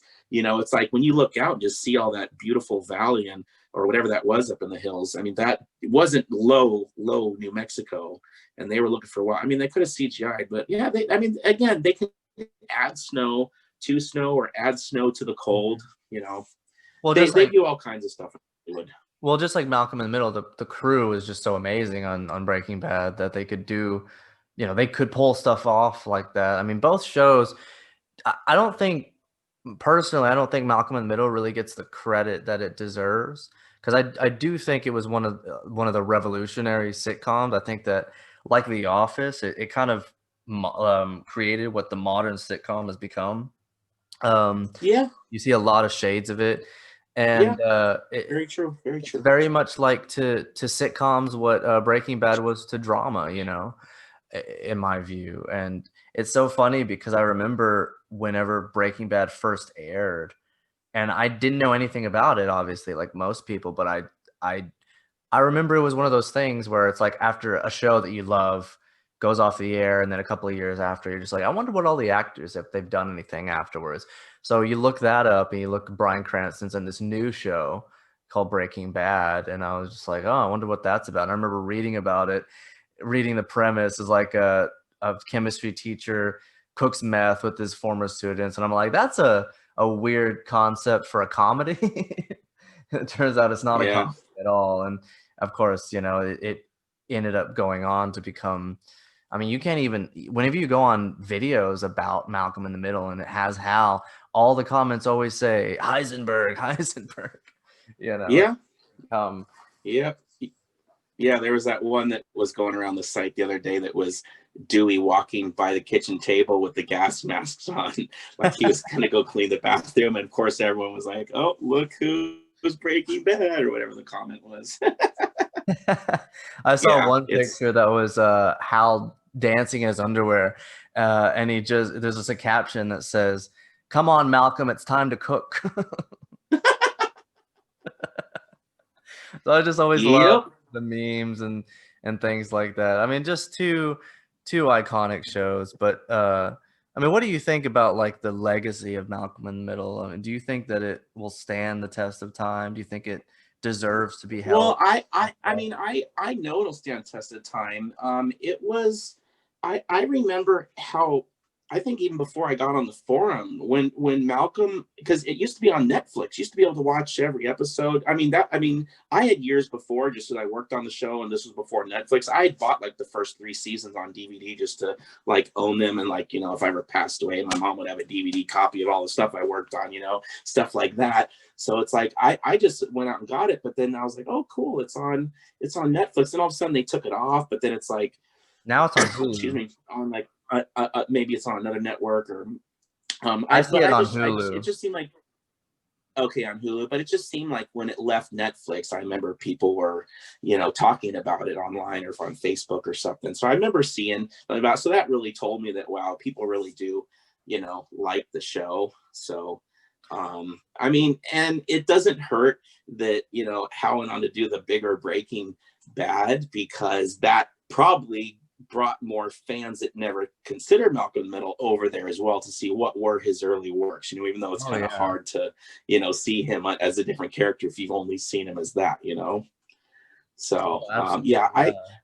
I think it'll stand the test of time. It's yeah,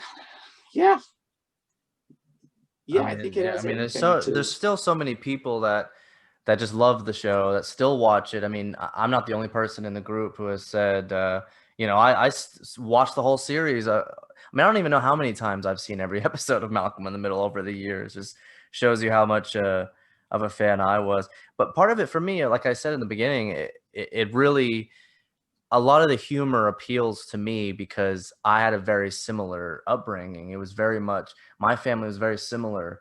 You see the And you brothers had kind of, brothers, yeah. yeah, you see the brothers kind of like sitting on the couch, just kind of like in their underwear, just kind of like eating cereal and watching cartoons and stuff. And that's kind of how it was for us. They was always bored, and you never fit in school, and all you really had was each other. That's kind of how it was. So you see a show like that, and a lot of the jokes are kind of like middle class, like mundanity and stuff. And it's just like it's so reminiscent of what I've experienced, except exaggerated, which you don't want it to be too realistic, otherwise it gets sad. It's not really a comedy. But it's relatable to a lot of people, and like myself, it's just, we relate to it, we identify with the humor. And there's certain scenes that always make me laugh. They'll never not make me laugh. I'll give two examples of that. One is the scene with Malcolm's girlfriend, and Dewey's like, his friend is having a birthday party, and Dewey kind of plans it, and he makes it like cowboy themed. And Malcolm decides to jump into the moon bounce, and he ends up popping it.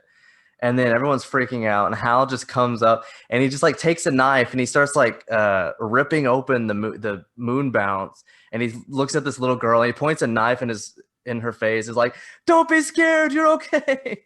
Yeah. That scene never fails to make me laugh. And of course, the scene where Hal thinks he might have cancer or something. Oh, that's foreshadowing. But it's like late at night, and Reese and Malcolm have snuck out of the house, and Reese does like he draws a face on a balloon, and Malcolm does like a little like wolf mask or something. So Hal does this like really tear jerking, speech where he's talking about how he loves his children and all that stuff. And he tries to kiss, Reese, and the balloon pops, and he starts screaming. And then Dewey wakes up, and he just sees the monster mask, and he just starts screaming too. So that scene just never fails to make me laugh. I mean, there's so many moments and I feel like the show ended, it was sad when it ended, but it ended on a good note. Like, it ended like when it should have ended, like Breaking Bad. They found a good logical conclusion for it, and I never really felt like it jumped the shark. I mean, in later episodes maybe were different than the earlier episodes, but I mean, I always just felt like it was just good from beginning to end. And it would be nice if they ever had like a reunion for it. I know that Brian and Frankie and they've spoken about wanting to do a Malcolm and Middle reunion, but of course, some of the actors don't really do anything. They don't act anymore. They've kind of quit show business, so it would probably be difficult to put something like that together. But hopefully they bring you along. You get to Yeah, I'm sure I'd be one of the first they'd call. I don't. Yeah, you get your you never know. I mean, usually when they do those things, they keep it more central to what yeah. happens in the family. Or You it's get like like they did on that Roseanne thing. It's like the family, came to like even the extended family. The kids' children now, and the kid, all this. yeah. Everyone comes to the house, so it's like they more bring the show into more the house. So I don't think they would have any reason to venture off I too know. much It'd anywhere. be funny though if, Unless Francis was like unless he somehow oh, be he, straight. I don't. he How goes did to his I don't even see. I don't military even know school how. reunion. That'd be an idea. Yeah, yeah, well, I'm just thinking, like, I mean, yeah, I mean, what could they even do with Francis that would bring back the military academy? Because he basically walked out on that Yeah. whole thing and went to a solitude life. And again, I didn't watch the show, so I don't even know how it really ended after that. It's just kind of like they just started shooting less and less. I guess because I guess I heard that those scenes weren't, gaining as much traction, by the audience. That's why they kind of wrote that out. Mhm. But yeah, he didn't really have like a big concluding ending, did he? Or you tell me. I didn't watch the Well, show to the he end. emancipated himself and then went off to Alaska. That was pretty Yes. much what happened, and then that was sort of it. And then I know Spangler appeared in an episode in Alaska, which I wasn't really a fan of how they ended his character, but it was what it was. I just think it'd be funny, and this is just purely a joke, but just to be funny if you reprise your role as the cadet that got caned, and you come back and get your revenge on France. Revenge. Yeah. That'd be Yeah. so obviously we spent a lot of time talking about Malcolm, and before we sort of wrap this up, I just want to ask you a little bit about some of the other stuff that you've done, some of the other projects you've been involved in, and sort of your experiences living out in California, some of the people that you've known. You've told me that you actually knew Aaron Paul before he was on Breaking Bad. Speaking of Breaking Bad, so tell me a little bit about some of your other work in California and Well, some of the something. people. So there's something so what tied me to Aaron Paul. So I worked with him on the movie Whatever It Takes, with Marla Sokolov and James Franco and a bunch of others. So I was a regular on that. Again, they liked me. They kept calling me back on this movie, and we had again, we're in the scenes together. I'm one of his party mates or classmates, whatever, in the scenes. So we just start talking, and next thing you know, we're exchanging numbers. And we had a few phone conversations after the movie. And then what was so weird was that I kept running into him. So because we were the same age, we were on the same shows. So, I mean, there weren't that many things that teens were on. For example, even, I mean, just reading basic trivia, that Aaron Paul was up for the role of Francis on Malcolm in the Middle. That's right. But for whatever reason, I don't remember if it was scheduling or whatever, didn't work out, which is probably good, because I don't even remember what year Breaking Bad started, but I think it would have 2008. conflicted schedules. But anyways, so it's like, so everything that I was at auditions on these shows, and I kept running into him. I'm working on this show, Popular, which was one of Ryan Murphy's early shows, or was his first show. I was on that for 2 years, and that was it was so weird. I'm just working one day, and he had nothing to do with the show, but I guess he was friends with Carly Pope. And all of a sudden I'm working, and Carly Pope runs up to me and says, "Hey, my friend's here to see you." I'm like, "What? Who's here visiting me on set?" And it's Aaron Paul. He's like, "What's up, dude?" I was like, "What are you doing here?" He didn't call you a bitch, So did and he? so. No, yeah, none of that. What's up, bitch? Before that. Yeah, no, yeah. So I was like, "Oh, that was nice of him," So I kept running into him everywhere. I was even, so I'm sitting there getting ready for the 4 o'clock taping. Again, mentioning Price is Right. Even living in LA, you got to go to Price is Right, right? So I'm Okay. sitting there at Price is Right. We're outside waiting, because they do like a 10 a.m. recording, and they do like a 2 p.m. recording or something like that, right? So I'm waiting for the 10 a.m. and all of a sudden there comes Aaron Paul with this huge smile on his face, come walking out. And I'm sitting there with my friend waiting for the next show so they can send us in. And I'm like, "Dude, what are you doing here?" He's like, "Dude, I just won a car." So I was like, what the heck? I'm like, go figure. So then I'm like, what did you say for your audition? And because like, I hadn't gone through that part yet where like you kind of introduce yourself. Hey, I'm Craig from Southern California, blah, blah, blah. So I'm just like, what did you do? He's like, all I did was I looked at him and started jumping and saying, yeah, I won. And he just walked off or something. Like that was his audition. He was just that different. He was that type of person that just got everything because he was just different. And so it was so weird. Like, so then of course, I tried to be like a little bit more like outgoing, to try to like get Prices Right to pick me, because it's not randomly picked you. It's casting directors pick all the contestants there.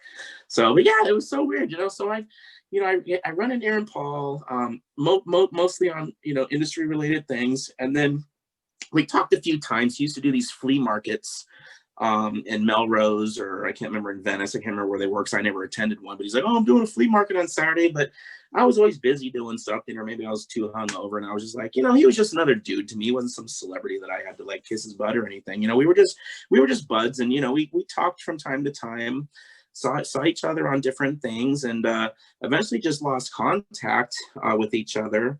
But yeah, it's funny. Like when we exchanged numbers, that was before cell phones were affordable, and he had just moved out here. It was his first movie, and we all had pagers. So it's funny. I still have his pager number. But yeah, I tried to hit him up on Facebook. He didn't respond. I don't even know if it's his real page or he just does. I mean, he probably gets 1,000 requests a day, So how is he gonna see me? He hasn't tried to reach out to me. But yeah, I mean, it would be great to run into him again. I mean, I know he would remember me. I still, have a great picture with him. In fact, when I ran into him, he's like, yeah, I still have our picture together. I'm like, oh, that's cool. So my picture's probably floating around his house somewhere. But Well, he hasn't picked up the phone and called me. But knows that he's a great guy. I mean, I've never met him, but just the way that's that what people say. You can just like, yeah, when he was in LA, people would say, oh, we just go up to his house, ring his buzzer, say, hey, bro, can you come out and take a picture? Like, yeah, cool, man, I'll come out. Like, that's the kind of dude he was. He was a real really, down really to cool earth, dude. nice guy. I mean, But I never wanted to be that guy stalking him at his house. I'm sure he probably wishes I did stop by, but I just didn't want to put myself in that category. So unfortunately, we never reconnected. I would love to reconnect with him though. What are the odds of him listening to this? I mean, it'd be great for you. It would also be great for me. You can hashtag Aaron Paul, hashtag Eisenberg, hashtag. I'll hashtag everybody. Hey, you do the same. You promote the hell out of this because I mean, for one, I need more subscribers. I could use all the attention I could get. Yeah. But yeah, I'm always thinking like one of these days I'm just gonna get a poke on the back and it's gonna be Aaron Paul, like, just probably apologetic that he never called me after all those years, but people get busy, they change lives. Imagine all the people he knows, now. Yeah. But it's funny, yeah, like literally I was probably one of his first 10 friends in Los Angeles. Wow. Yeah. It's so crazy how it all kind of connects, the fact that he auditioned for the role of Francis and, became friends with people who were on Malcolm in the Middle. And then he ends up, co-starring with Bryan Cranston. It's just a small world, Yeah. Well, it's even smaller when freaking, so, let's see. So Chris Masterson is obviously related to Danny Masterson. So right. Danny Masterson, who's going through a bunch his own little problems right now, getting blamed for sexual things and that science thing. But anyways, not to get into that. So obviously, so his show was on the same, Danny and Chris, they had their shows on the same lot at the same time. So that's probably how, Chris was able to meet Laura Prepon. And so Laura Prepon, we would just be, well, she didn't come over that much when I was there. I think even only 2 or 3 times. But again, there's only 10 episodes of the cadet school stuff or Francis stuff. But yeah, it was kind of cool. Like she would come over and, just hang out with them and sit with them and, she's a tall model. I was like, or telling, this is even before, I think it was even the first season of 70 Show. It hadn't even really been like a huge show yet. Like I was like, damn, you're dating a supermodel, not just the fact that he's dating Donna from 70 Show, because he was just a whatever then. But yeah, it was kind of interesting. The little small worlds and people link up like that. Yeah, through mutual relationships. Yeah, I mean, you make those kind of connections. connections. Of course, in the business like that, it's real easy for you to make connections and then kind of lose touch, because everybody's always got stuff going on. Everybody's always, I mean, Yeah. most of the time, the work is stagnant. It's Yeah. bleeding. What was funny when TMZ started coming out, that was so Malcolm, I was already pretty much done with that. I was still doing 70 show. I only worked on 70 show probably like a half a dozen time. I was in, you'll see me if you look at the flashback episode, you'll see me dancing with one of the girls when Red and Kitty met and they go back to World War II. So I was one of the World War II people. In fact, one of the other guys there was also a Malcolm cadet that we worked a lot on the show. But anyways, I forgot what I was going to say. Darn it. I was going somewhere with that. Oh, yeah. So at the time, so TMZ just started to come out around then, like 2004, 2005, something like that. So that's when things started becoming, it's not just the tabloids, it's like the mainstream stuff. So at the time was like Ashton Kutcher and Demi Moore. So it was really funny, like looking on TV, like seeing all this behind the scenes stuff from 70 show. It's like, oh, dude, I was just there that day. Oh, that's what she was wearing today. It's funny to like see the tabloid side follow the behind the scenes that I was actually involved. I mean, I was sitting there getting driven in a crew van that Lindsay Lohan was with that Rodstat girl, and it was so funny. Like I go to TMZ later on that night and I'm watching that whole day where I was there. Like they followed her. Well, they couldn't cross the property of this house that we were working at in the street in Encino on this movie Labor Pains. So, which I don't even think you see me in that movie. I was in the bridal shop when she's shopping for that belly thing. But anyways, yeah. So it's like, it's funny. Like I'd be on set, and then like later that night, I would see it on TMZ. It was just very, very bizarre, very, very surreal when TMZ came out. So that was kind of cool. I could imagine that being surreal. It's like, oh, it's like your daily life, and then all of a sudden you see it on the tabloids and on on TV, and it's like, oh, okay, that's the world I live in. What's one of the strange things too you hear about is Frankie Muniz's memory loss. Oh, so that's something I was going to bring up actually. So I didn't even know this, and it was, I don't know, we have a spiritual connection or something, me and Frankie, because check this out. So I would run into him over there. I saw him there's a famous little hip Hollywood Malibu spot called Moon Shadows, where you sit on the beach and have. So he had he always dated blondes. He had some blondes sitting with him, and I walked by. I'm like, hey, what's up, Frank? He's like, oh, hey, what's up? And he totally remembered me from the show. And I was with a friend who wanted to get into acting. I'm like, hey, this is before we really knew how to use the internet and look up things back in like 2003 or 4 or something. And so I was just, hey, my friend wants to get into acting. Oh yeah, call my manager. Say me, blah blah blah. So little things like that. So I ran into there. I was working on that movie he did, Pizza Man, and it had been maybe 2 years since I had seen Frankie. And so I didn't really want to say hi to him. I don't want to be like, oh, hey, hi, I don't know your name type of thing. But he goes right up to me. It's like, he was like, hey, how's it going? I'm like, oh, hey, what's up, man? It's like, I was surprised. And everyone else is looking at me like, wow, Frankie Muniz just said hi to you, like he remembered me. Well, when I found out about this whole thing about his memory, I was first thinking, oh my God, he seriously doesn't remember? But then I started thinking about how come all those times he remembered me. He even called me out after not seeing me for 2 years. It was like, he walked by and was like, oh, hey, what's up, dude?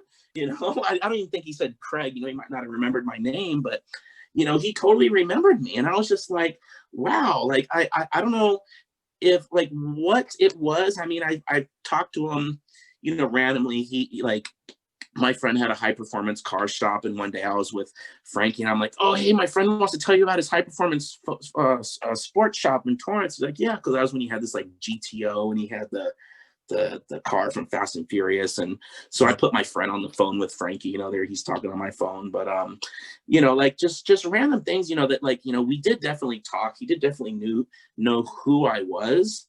And it's just so weird to hear that he doesn't remember that. Now, again, that was, I can't remember what year Malcolm ended, 2004, was it? Oh, it was. Oh, that's right. It was 2006. Yeah. So, 2006 to when I saw him in 2008 or 9. And then but then all of a sudden I'm hearing just this last year, these, just early this year about this. I just couldn't figure that out. It didn't make sense to me, because then how come he remembered me? So it's like he remembers certain people, but doesn't, I don't know. It was just really Well, weird. Because again, I was mostly military the first year. I never even saw him, but maybe crossing, for a few seconds while he was coming to set and I was leaving because they were done shooting our stuff. And then when I was working at the house more, I talked to him more, talking to the schoolyard. In fact, we had the schoolyard when I had most of the car conversations with him. But yeah, it was just really weird that he remembered me after a couple of years, yet he doesn't remember Malcolm. So I guess it takes a couple of years for him to forget. I guess it's not like he forgets yesterday, or maybe as he gets older. mm-hmm. I've only seen that one main thing about Frankie. There was one 15-minute thing or an article or something, but so I haven't seen different versions of it. Maybe it explains more, but yeah, that was really sad to hear about. But I was just glad he remembered me even after 2 years, of not seeing him, and he called me out of a crowd. It's really nice of him. Thank you. It was really strange for me hearing about that because afterwards I've seen interviews with him, and he's talked about things he remembers from Malcolm in the Middle. It's like, oh, I remember shooting the last scene. I remember shooting, one time this happened on set, and this was just like a few years ago, and it's just like, he says that I'm not disputing, his claims or anything like that, or saying that, I'm not accusing him of anything, but it's just a little bit odd that he has said that he, remembers certain things, but he also doesn't remember a lot of things. Like his memory, maybe it's a memory recall thing. Maybe it's only he forgets things until certain things trigger it, like how like a dog's memory or something, where it's like, you'll remember a person's face, but you'll forget like certain experiences you've had unless something very specific. I don't know. I mean, I'm not going to dissect his memory or anything, because I don't know the guy, obviously, but yeah, I just always found that kind of strange. But the memory Yeah, stuff. but it's like, why would you? It's not like it's like, well, why would he do it for a publicity stunt? I mean, he could still be a great actor. I mean, everyone was always saying that he's like the modern day kind of like they were comparing him to James Dean at some time. I'm like, well, geez, they even said that about James Franco, because he's a little bit crazy. But I mean, everyone was like, yeah, this kid's got a career. It's gonna last a while. He wasn't this little quirky, dorky little kid with these ears, Dumbo ears. He turned into a good looking guy. And he could have definitely continued doing tons of roles. And Oh, yeah. They all could yeah, have. I I don't mean, know. they could have all moved on to great things. I'm sure they have. I mean, I'm not saying that they, just because they're not acting anymore, that they're not doing something with their lives. I mean, they have a lot of money. I'm sure they're all very happy doing. I don't know what Eric Sullivan is doing these days. What if he's just living off of what he made from Malcolm, or if he has like another kind of career, or and I think I last. mean, just to start on a show, I mean, you definitely have the means if you spend your money right. You're not like these YouTubers out there blowing all their money on, Oh, oh, look at, I got this new Rolls Royce. They get a bunch of new yeah. views. And what's going to happen if, Out this 10 years bus. passes and they're not making their money. So it's like, I mean, if they were wise with their money, Frankie was spending pretty elaborate. I mean, to buy that, I was there the day we were shooting at Griffith Park. So that was another park that they shot at, was at Griffith Park. And I can't remember what the scene was, but all of us, it was like some charity something. There was a cookie bake sale something. But anyways, yeah, so Frankie had just turned 16 that day. It was his 16th birthday. And everyone's like, yeah, he just bought the car from Fast and Furious, or the crew, I knew, or whoever was like, yeah, so he's going to bring it to set. I'm like, no way. So all of a sudden this white Jetta rolls up. Vroom, vroom, vroom, vroom. I'm like, oh man, dude, that guy is crazy. But so I asked him, like, how much did you pay for it? He's like, oh, no, a lot. So I was like, oh, come on, bro, you can tell me. I heard he paid like 60 or something grand for it. But yeah, he was like, then I walk over there, the dashboard's like autographed, and I think the director autographed it, as well as like the driver of the car or something. Mm-hmm. But yeah, it was like, so he was spending his money. He loved those GT. He had those Pontiac GTOs.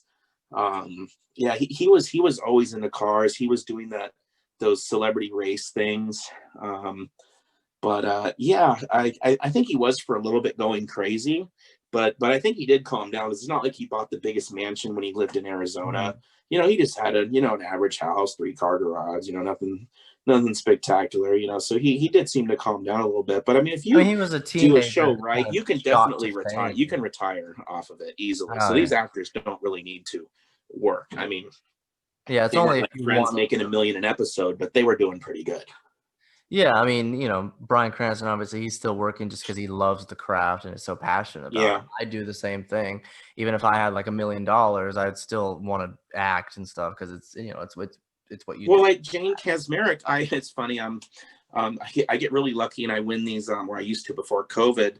I've won like 10 different times to go see different shows around LA from a news station out here that I listened to when I was driving to work. And be like, call in if you know the correct answer. And like I would always get through and get the answer right. So one of the things I went to it was a play that was actually put on by deaf people, and Jace Kasmerick was starring in it. I wish I could have actually, because it had only been at the time, well, it was still probably 5 years since I worked on the show, so I don't know how much she would have remembered me, but I was hoping that there would have been a chance for, she seemed like a person that would just come out and hang out with the audience. And the theater wasn't even all the way full. It was just in a passing the theater was this play. And but yeah, it was kind of cool seeing her in a play. So she's continuing, even if it's something as small as doing a play, and she probably even didn't even ask money for doing it. She's married to someone famous, isn't she, in real life? I think so. I don't really know who. I Remember know it all she offhand. was married to somebody. I don't know if she remarried. But I mean, hey, I mean, Some theater. producer, director, somebody, yeah. But anyways, Yeah. I'm just saying, like, I mean, she definitely, I mean, they were more the stars of the show almost than Malcolm, it seemed like. But By the way, her performance as Lois is phenomenal throughout the yeah. whole Oh, here series. come the waterworks. Are you Aborigines? I was there the day she said waterworks. So it's one of those things that still I have in the back of my head every time I have the opportunity to say, oh, here comes the waterworks. Is that the Because it comes episode where from, she thinks that she's pregnant and then they think about the birth of all their boys? I think I just remember these moments and scenes that I was in. I can't right. put them together as because I'm a bad fan. I'm sorry, I haven't watched it. I love watching. I have more fun doing scrolling down the Facebook fan page and watching little clips, and I'm like, oh yeah, or watching You something ought new to and just just take laughing. time. You ought to just take time and just binge the whole series again. There's so many things that it's like Breaking Bad. I didn't even start binging until uh it was probably in the second to the last season. So it took me about, I mean, because I was working full time, it took me about a year to get through like the first almost to the last season. And I finally watched the last season while the last season was going or something like that. That was somehow getting them, they were streaming just the right time. And then when Aaron Paul did that appearance at the Hollywood Cemetery where they did that thing, I didn't get to go to that. I wish I would have. But yeah, it was funny. I just watched it the last 2 years. We got to watch them so close together. It was so fun. So I was late to that party. So Me too. I'm always playing catch up with things. I don't like dealing with commercials. Maybe it's my ADD like everyone else has. Like I just don't want to like think, wait, what happened? I got to rewatch that because it's been a week, or oh, Christmas was there. Now it's in 2 weeks. I don't remember what happened. I like to Oh, just yeah. watch and watch and watch and watch. It's a lot easier. So The yeah, only like I'm just show now getting through Game of Thrones. I'm only on season 3 right now. So I'm a late bloomer when it comes to I've shows. never I've even always been that seen way. I've never even seen Game What's of Thrones. I haven't seen Stranger Things. I've been meaning to watch Stranger Things. I don't think I'd really get into Game of Thrones. It's just not really my kind of my cup of yeah. tea, But um, the only shows that I really watch live, whenever they air is like It's Always Sunny or of course Better Call Saul. I'm a huge fan of that show, Of and course. some animated stuff like South Park, whatever, when they come on or whatever. But most of the time, and I'm just it's just on Netflix or Hulu or I'll watch anime, on other stuff and But yeah, I totally know what you mean. I'm always late to things too. Even with Breaking Bad, I remember I saw the pilot when I was a teenager when Breaking Bad was on, and I think they maybe had like full seasons before I really caught up, and then of course fourth season air. I finished the third season about a year before the fourth season premiered, so I was just like, oh, I have to wait, and then every week you have to wait, and it's agony, you know, because you can't just watch the next episode. Yeah, I want it to be on my time. I want to stay when I want to stop watching. Oh Season man, that finale, week. screw that. Oh, What that's what I. committed? That's what I always. One of my best things to do when I watch these TV shows is, and maybe other. I'm curious to see how many other people do this. So they always have the cliffhangers at the end of the episode. So I usually watch the cliffhanger, and then I'll stop it as soon as the cliffhanger ends, kind of how they wrap it up on the next episode. And if I want to stop watching, then I will, or I'll continue. But I never stop at the end of the episode. I always restart the next episode and then decide when I want to stop when I get tired of watching something, you know? So That I don't sounds know. like it Do gets you do very that? complicated. I heard a But story. yeah, I was go ahead. I was just gonna say just a random story. I don't know why it made me think of it, but I just remember hearing one story Bryan Cranston said about Jonathan Banks, who played Mike on Breaking Bad, how Jonathan Banks would always read the first page of the episode and the last page of the episode, and then he would read like the last page of the episode so he could see how the episode ends, and then he wants to go back and see how it leads to that point. I was like, Well, that's there was a similar story where someone would read the end just to find out if their character was going to get killed off or not. And then there was something that Brian kept teasing this Aaron actor. Paul. Is like, was it? Yeah, it was Aaron. Yeah. It was like, Here we go. dude, did you see how you died? Yeah, it's He's like, what? yeah, And he kept goes up to going. him and he's like, "Ah, man, it was such a pleasure working with you." Yeah. He's a rascal. Oh, you know what I always thought would be interesting for people to do is to take a show that has ended, watch the first episode, and then immediately watch the final episode and just compare first and last episodes. Like watch the first episode of Breaking Bad and then watch the final episode of Breaking Bad and then just kind of like think like, I wonder what happens between that time that goes from here to there. Yeah, although the standoff at the end was pretty much where the show started, in those same mountains on that show. So in that case, it would have been interesting to see some. Wait, they're still at that same place? Don't these people leave the desert? It's always just desert standoff. It truly is a Western.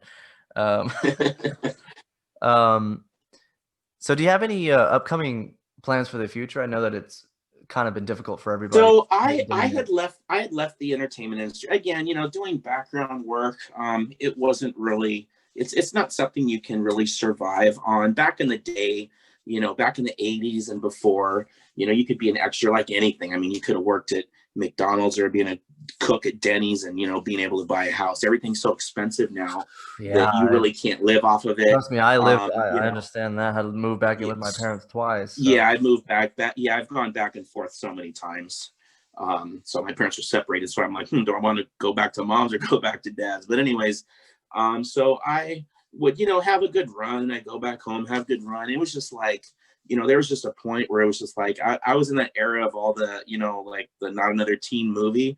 I was basically doing all those teen movies, including Not Another Teen Movie. I worked on that. And I did the Marilyn Manson music video in that one too. That was the music video Tainted Love in that.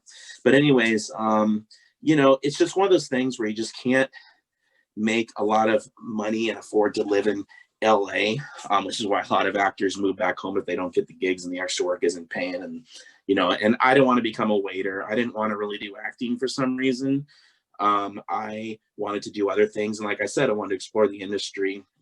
What I said in the beginning of my conversation with you was, I didn't know what I want to do. The easiest way to get on set was to do background work, but I was hanging out with the producers, the sound people, the camera guy. I was just, doing that kind of networking.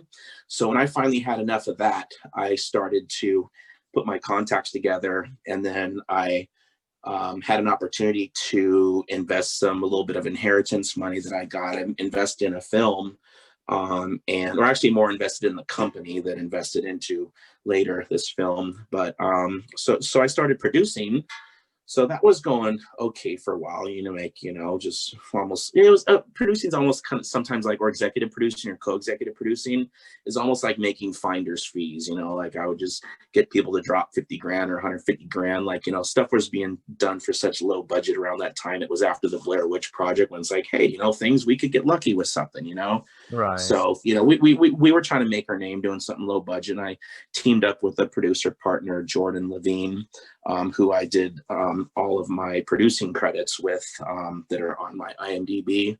So I was doing that for a while. And then it just really around 2013, I was supplementing my extra income instead of doing the waiter stuff, bartending. I didn't do that. I was a personal assistant to one of my friends who had a business and had a busy life, and he just trusted me to take care of his stuff. So that went from 2008 till 2013. Then he had me manage the back office's company. So I had to quit doing background work in 2013 because he needed me full time. He gave me a 6-figure salary. I was like, cool, finally, my life is happening. I have no college degree, making 6 figures in LA, which still only got me a 2-bedroom apartment and a 3 Series Beamer. But, hey, it was, it was a good start. Okay, now I'm getting to do that. But it was just a really high stress job. I did it for 8 years from 2013 till the end of 2019. And it was just really stressful. I wanted to get back into being more creative.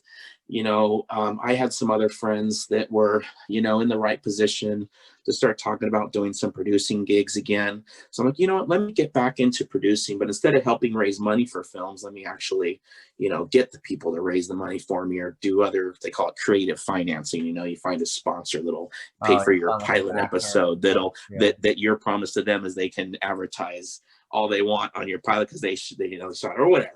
There's little things you do in creative financing. So Right. So like the first 2 months of 2020, I was like thinking, okay, let me just take some time off. I've worked my butt off for 7 years. Let me see what else is out there. Let me call up my producer contacts. Let me see what's going on. Just when things are starting to get hot, I'm planning a trip to Tennessee to do something maybe in Atlanta, and then all of a sudden COVID happens. I'm just like, oh great, what the F? So I luckily was, I was able to collect unemployment, and I had a severance pay when I left my work. So I was able to, live without making any income for a couple months while I figured things out. But then COVID happened. So it was just like, okay, well, what do I do now? Well, I'm like, well, things are going to open up again. I'm not going to let that stop me. So when things started opening up back again, slowly early June or late May or something like that, I did eventually do my trip to Tennessee and Atlanta. So I'm actually in pre-production, trying to get a shooting schedule. I just had a production conversation today. And we're just basically putting together everything, doing all the CDC COVID procedure, crew hiring, all that stuff to shoot the real Karate Kids of Atlanta. It's going to be kind of like the Dance Moms, but but we're going to focus on the dads are more the ones, are involved in their kids' sports and things like that. So it's going to be like the dads and their kids going to karate, dojos and learning discipline and how's it affecting their outside life, following their life. So it's the Karate Kids of Atlanta. My friend, if you're a wrestling fan, WCW, WWE, I think he's been in all of them. Ernest the Cat Miller, he's my business partner. His famous his famous wrestling thing was he was the one that got to dance with Rick James on stage. Yeah. No, it's not Rick James. James Brown. Sorry. Oh. So he got to do this. James Brown.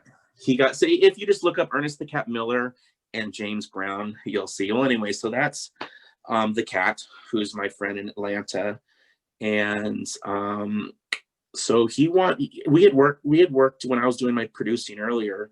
He was a friend of my business partner, Jordan, and he just really wanted to work with me. We've kept in touch over the years. When he'd come to LA, when I had a house in I actually used to rent a house. I was making decent money at the time, and he used to come to my house, stay at the house. We'd do all kinds of, he just loved how I just would always take him hiking or do something funny. All Jordan wanted to do was sit in the gym and do whatever. He just liked kind of my style. So we kind of bonded outside of my friend Jordan. So he's always wanted to work with me over the years. So we're putting together this Atlanta project right now. We should be shooting it within the next 30 days or so to get a pilot episode. If that gets picked up, I will be off to Atlanta shooting a reality show for a couple months and then get that season out of the way, get it through post-production, promoting, all that stuff, and get it out there. And we'll see where that one goes. But we have Netflix.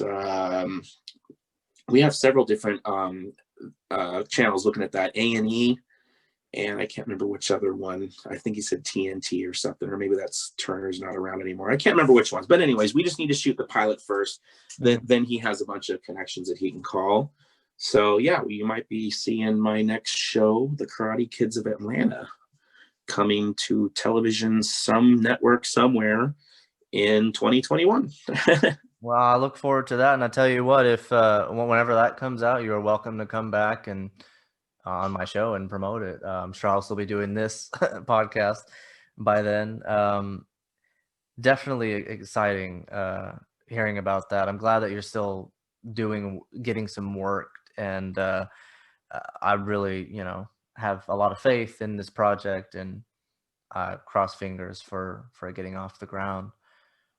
Well, thank you, sir. That's very kind of you. Absolutely. Got to encourage our friends. Absolutely. I mean, I don't want to talk too much about myself or anything, or try to make it seem like I'm trying to get a job or whatever. I'm not, but I've always had like aspirations, like with the entertainment, with entertainment. I've as a kid, I wanted to be a cartoonist, and then that sort of gravitated towards writing. And I've written numerous screenplays. I've written all sorts of pilots for stuff, and I've done lots. I've acted. I've directed videos and stuff. And so for me, it's always interesting hearing about that process. And unfortunately, I've never really had the opportunity to sort of pursue those types of things, just for my own reasons that are financial and personal and just circumstantial. But yeah, it's just fun. Yeah, it's finding the right team, finding the right time. I mean, some of these kids are just they're famous for being famous. These YouTubers that just start chatting about something and they just start getting a following, and it's almost like following popular kids around at school. You just feel like you're part of something watching them, and people just get lucky in that way. I mean, I think everything today, it's not so much what you have, which is sad because you think it's quality. But what it is just, it's how you promote yourself. That's why you see, why is this show out there? It's crap. Or why is this singer, this rapper, all he does is use auto tune, and like, what the heck is that? This ain't like Tupac and Biggie back in the day, and it's like, it's because these people had the right either promotion team, or they have all the tools. When you say you never had the opportunity because of money, remember, don't ever say that, because you have the opportunity. For example, this web series interview thing you're doing, that could even lead to something. So but you got to promote it. So people don't buy the project, they buy the name. Yeah. So that's what you got to do, is make a name for yourself. To compliment you, you do have a great listenable radio voice. Oh, as I said that much. in a radio voice. Yes. So yeah. I mean, it's definitely not like Alex Jones that talks to you like this, blah blah blah. Wow, that hurt my throat just or screaming at you, screaming into the mic. Yeah. So anyways, so it's a lot of it's self-promotion. So if you want to take away any advice from this, that is what I am advising, is it's all self-promotion. Take any way you can get out there. And it's unfortunate that you kind of have to sell out, like, oh, look what I'm doing today, look how cool I am. But you know what, it's making people money. And if you're trying to promote yourself, trying to get in the industry, that's one way to do it. Well, if you're trying to get in, if you're trying to get in on like the crew side, like where you're not really so much like, it's your show or you're the actor type of thing, then, you just need to kind of make the right connections. But I mean, it does help, being in, places where they shoot a lot. Texas, I don't know how the film market's been out there. Not as much as like, how everything has always been either New Mexico, California. What was that after Katrina? Everything started going out to Louisiana. Yeah, You know, Louisiana, and of course like New York was dead, Vancouver. and it's super hard now because of because of COVID. You can't, there aren't stuff. I mean, I was like Absolutely. thinking like, oh, in my downtime, I'll just go do background work. I can't even do that right now because of COVID. Isn't that it's crazy? Like, so Oh the yeah. industry is different. It's very hard, but anything you can do to self promote yourself is going to be your best your best tool in getting anywhere, even if it's with the crew. Just be a personality someone wants to have around. Oh, absolutely. Yeah. I mean, I do enjoy doing stuff like this. I mean, you're the first like guest I've had that has had any kind of notoriety of any kind. The only other people I promote awareness for a neurological condition called dyspraxia. And so the people I've had on are generally like people who have that and will talk about that sort of thing. But um, you're the first person who's actually like been a part of like entertainment, and that's something that I've been a big fan of, obviously. Um, so hopefully, it would be nice if this led to maybe like other people wanting to come on here and promote their stuff, or to talk about their experiences. Um, I don't know, maybe it'll get some kind of attention. I don't know. I mean, I'm not gonna you know ride Yeah, on just it, but some things you just kind of let them happen organically. absolutely. So, sometimes, I mean, that's when people get lucky. It just organically happens. You never know, but you just gotta, we'll put those feelers out there. I'm a For believer in persistence is key. I mean, it's not, it doesn't all come down to persistence, but like I believe that like the more stuff you put out there, the more content you create, the more yeah, likely you are to get noticed, So it just takes some time, and it just takes consistency, and just do it because it's what you enjoy. I don't do this podcast because I think it's gonna make me famous or something. I do it because I like having the platform to be able to have conversations with people and kind of put my voice out there. Sometimes I do podcasts where it's just me talking. So it's just just doing it because you want to do it. And it's the same thing with writing, the same thing with doing acting and stuff. You do it because you want to do it.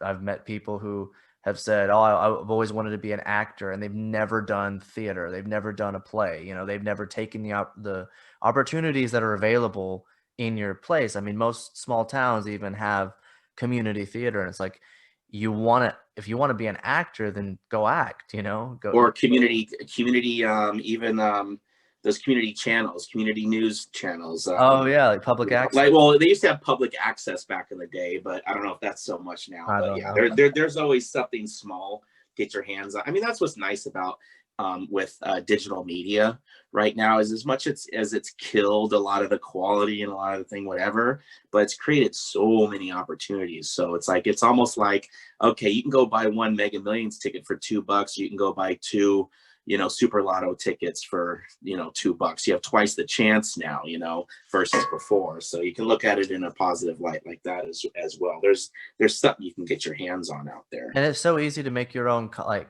creative content, like your like independent like productions and stuff, like independent films and stuff. It's so easy to do that. Back in the day, you had to raise thousands, and I mean, people can make Yeah, an now a independent GoPro film on looks as like good as $100. $100,000 Panavision or Ari. Yeah, exactly. You just get I mean, some of the digital cameras are fantastic. I mean, they're just as good as anything else. I think And it. like I remember from my David Arquette film, Black Limousine, we rented this crane that was like $6,000 for one day just to get this shot. Now As you just he do a drone. as David Arquette. Yeah, so that's what I'm saying. They got drones now. You know how heavy that crane was? It took like six of us to get it up and on this little trailer up a ramp. It was insane how heavy this thing was. Because obviously it's got some big thing dangling, so it's got to be weighted down so it doesn't tip over. But yeah, it's insane what you can do now with a drone. I mean, you just smooth. You just hit the up button. Oop, you got the cool little swoop, or you do it at an angle. Like, you can program these moves, and like, what they call them, they call like motion control cameras. You can just sit there and just it's insane what we can It's do for incredible. so little money now. I know. I think it's just a matter of finding people to collaborate with. That's the thing that I always have an issue with. You know, I would love to create like little video projects or something. I've done a couple of things on my YouTube channel, not that's different from this podcast. Like I've done like reaction videos of me reacting to stuff. It's a little bit harder to do that now because I live with my parents, and it's just kind of awkward to do that sort of thing. Like, you know, go off and do your, but all I can really do is just do my own little thing. You know, it's just hard to find people to actually create Yeah, stuff. most people. Yeah, that's why it's important too in school to like kind of like, when you're young, you go to school, you meet people in the college, or whether you're going to tech school, you just got to. I mean, usually people are doing that in their 20s.